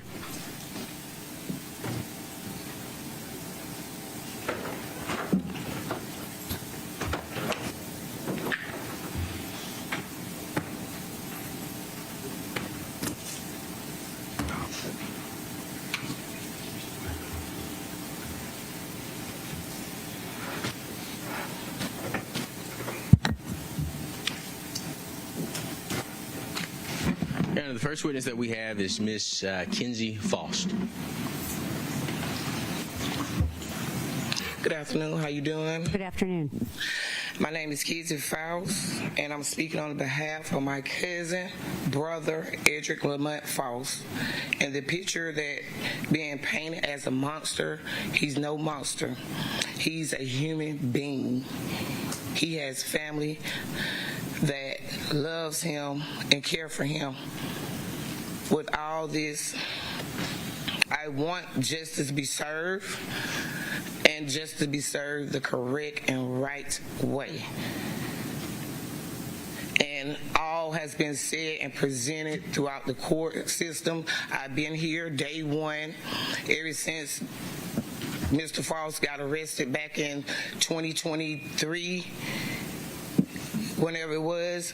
Like I say to this day, I want the Baker family to get justice. And I feel that justice was not served. And I feel that they're painting a picture of Mr. Faust like he's a monster. He's no monster. He has family, grandkids, kids, and all. And he has lost people also. My father, which is his uncle, which helped raise him. And I know my father raised me, and my father did not raise no animal, nor monster. And I ask you, Lisa, today, as you get ready to sentence Mr. Faust,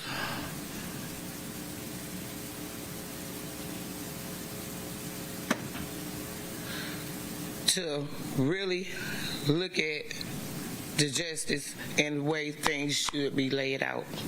Because Mr. Faust, my cousin, I love him. My brother, we raised in the same house, like I keep saying. He's no monster. He's a human being.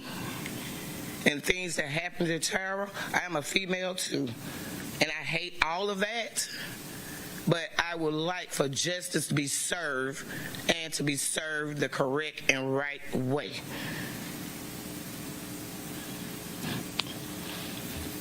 Thank you. Ms. Gielman-Chile, anything from the state? I don't have any questions, Your Honor. You may call your next witness. Your Honor, next we have Mr. Bryson Shields. How you doing, Ms. Lisa Lott? Good afternoon. I know E. I used to walk car with him. You'll pull that microphone out. I'm sorry. I used to walk cars with E. And like in last witness, he's not no monster, man. And I'm sorry for what happened. But justice wasn't served here. So that's all. Thank you. Mr. Gielman-Chile, anything from the state? No, Your Honor. You may call your next witness, Mr. Cruz. And I'd like to make a statement for on behalf of Mr. Faust. I know it's unique for the attorney to do so. Go ahead, sir. But Your Honor, you're aware that obviously our system is a system of laws, and once the jury renders a verdict, regardless if we agree with it or disagree with it, that's the law we follow. That's the procedure we follow. I would ask the Honorable Court to consider in its sentencing, and we know what the mandatory sentencing is in this case, but we would ask the Honorable Court to consider things that took place in this case. As the Honorable Court is aware, and obviously we don't relitigate issues, Mr. Faust didn't have opportunity to explain his DNA. Mr. Faust didn't have opportunity to argue consent. There were things, and throughout this trial, I spoke the truth this entire trial. Not one time did a dishonest statement come out of my mouth. But as I advised the Honorable Court, I've reviewed every piece of discovery in this case. And this case is a true tragedy. The very first time I stepped in this courtroom, Your Honor, I said in order to get justice for my client, I would have to get it for the Baker family. And obviously I failed at that. The jury decided otherwise. But, Your Honor, I presented the evidence that I could present to the Honorable Court, to the jury as well. I am aware of the mandatory sentencing schemes, but I do know the Honorable Court at the end of this and upon sentencing typically gives its own proffer or statement to the defendant in regards to the Honorable Court's thoughts and the reason it's given the sentence that it is giving. I would ask the Honorable Court if it would consider this is a case of very unique circumstances. And obviously, the evidence that we presented again to jury as the finder of fact found that our theory was not the truth. But I would just ask the Honorable Court when it renders its sentence to give the lesser on the lesser end, even though it's mandatory, but also in regards to the Honorable Court's statements to the defendant or Mr. Faust, which will come. I just ask the Honorable Court to keep everything in mind because Your Honor is aware of a lot more than I was able to present to the jury. And that's all I'd like to say to the Honorable Court. To the Baker family, this is a heartbreaking case. And as an advocate in this case, no one, the state and I would disagree completely, but no one would ever say that this wasn't a tragedy. And I give my heartfelt, and I mean my heartfelt from the bottom of my heart, my heart goes out to you all and what you've been through. But, Your Honor, I just ask you to consider that when it comes to your statement to Mr. Faust at the time of sentencing. Thank you. Thank you, Mr. Cruz. Do you have any specifics with regard to counts 1 through 12 you'd like for the court to consider? I do. My other two witnesses just arrived, Your Honor. All right. You may present your witnesses, sir. All right, victim impact statements and the sentencing of Edrick Faust, the man convicted of killing Tara Baker, a case that has drawn a lot of attention as we've seen it unfold in an Athens Clarke County courtroom. Judge Lisa Lott hearing victim impact statements from Tara Baker's family and family members from Edrick Faust. She is about to render her sentencing, which we anticipated would take place here within the 3 o'clock streaming hour. Obviously, with the victim impact statements, that process is taking a little bit longer. Of course, we will have continuing coverage on this case right here on Fox Local on Fox 5 News at 4 p.m., which begins right after this short break.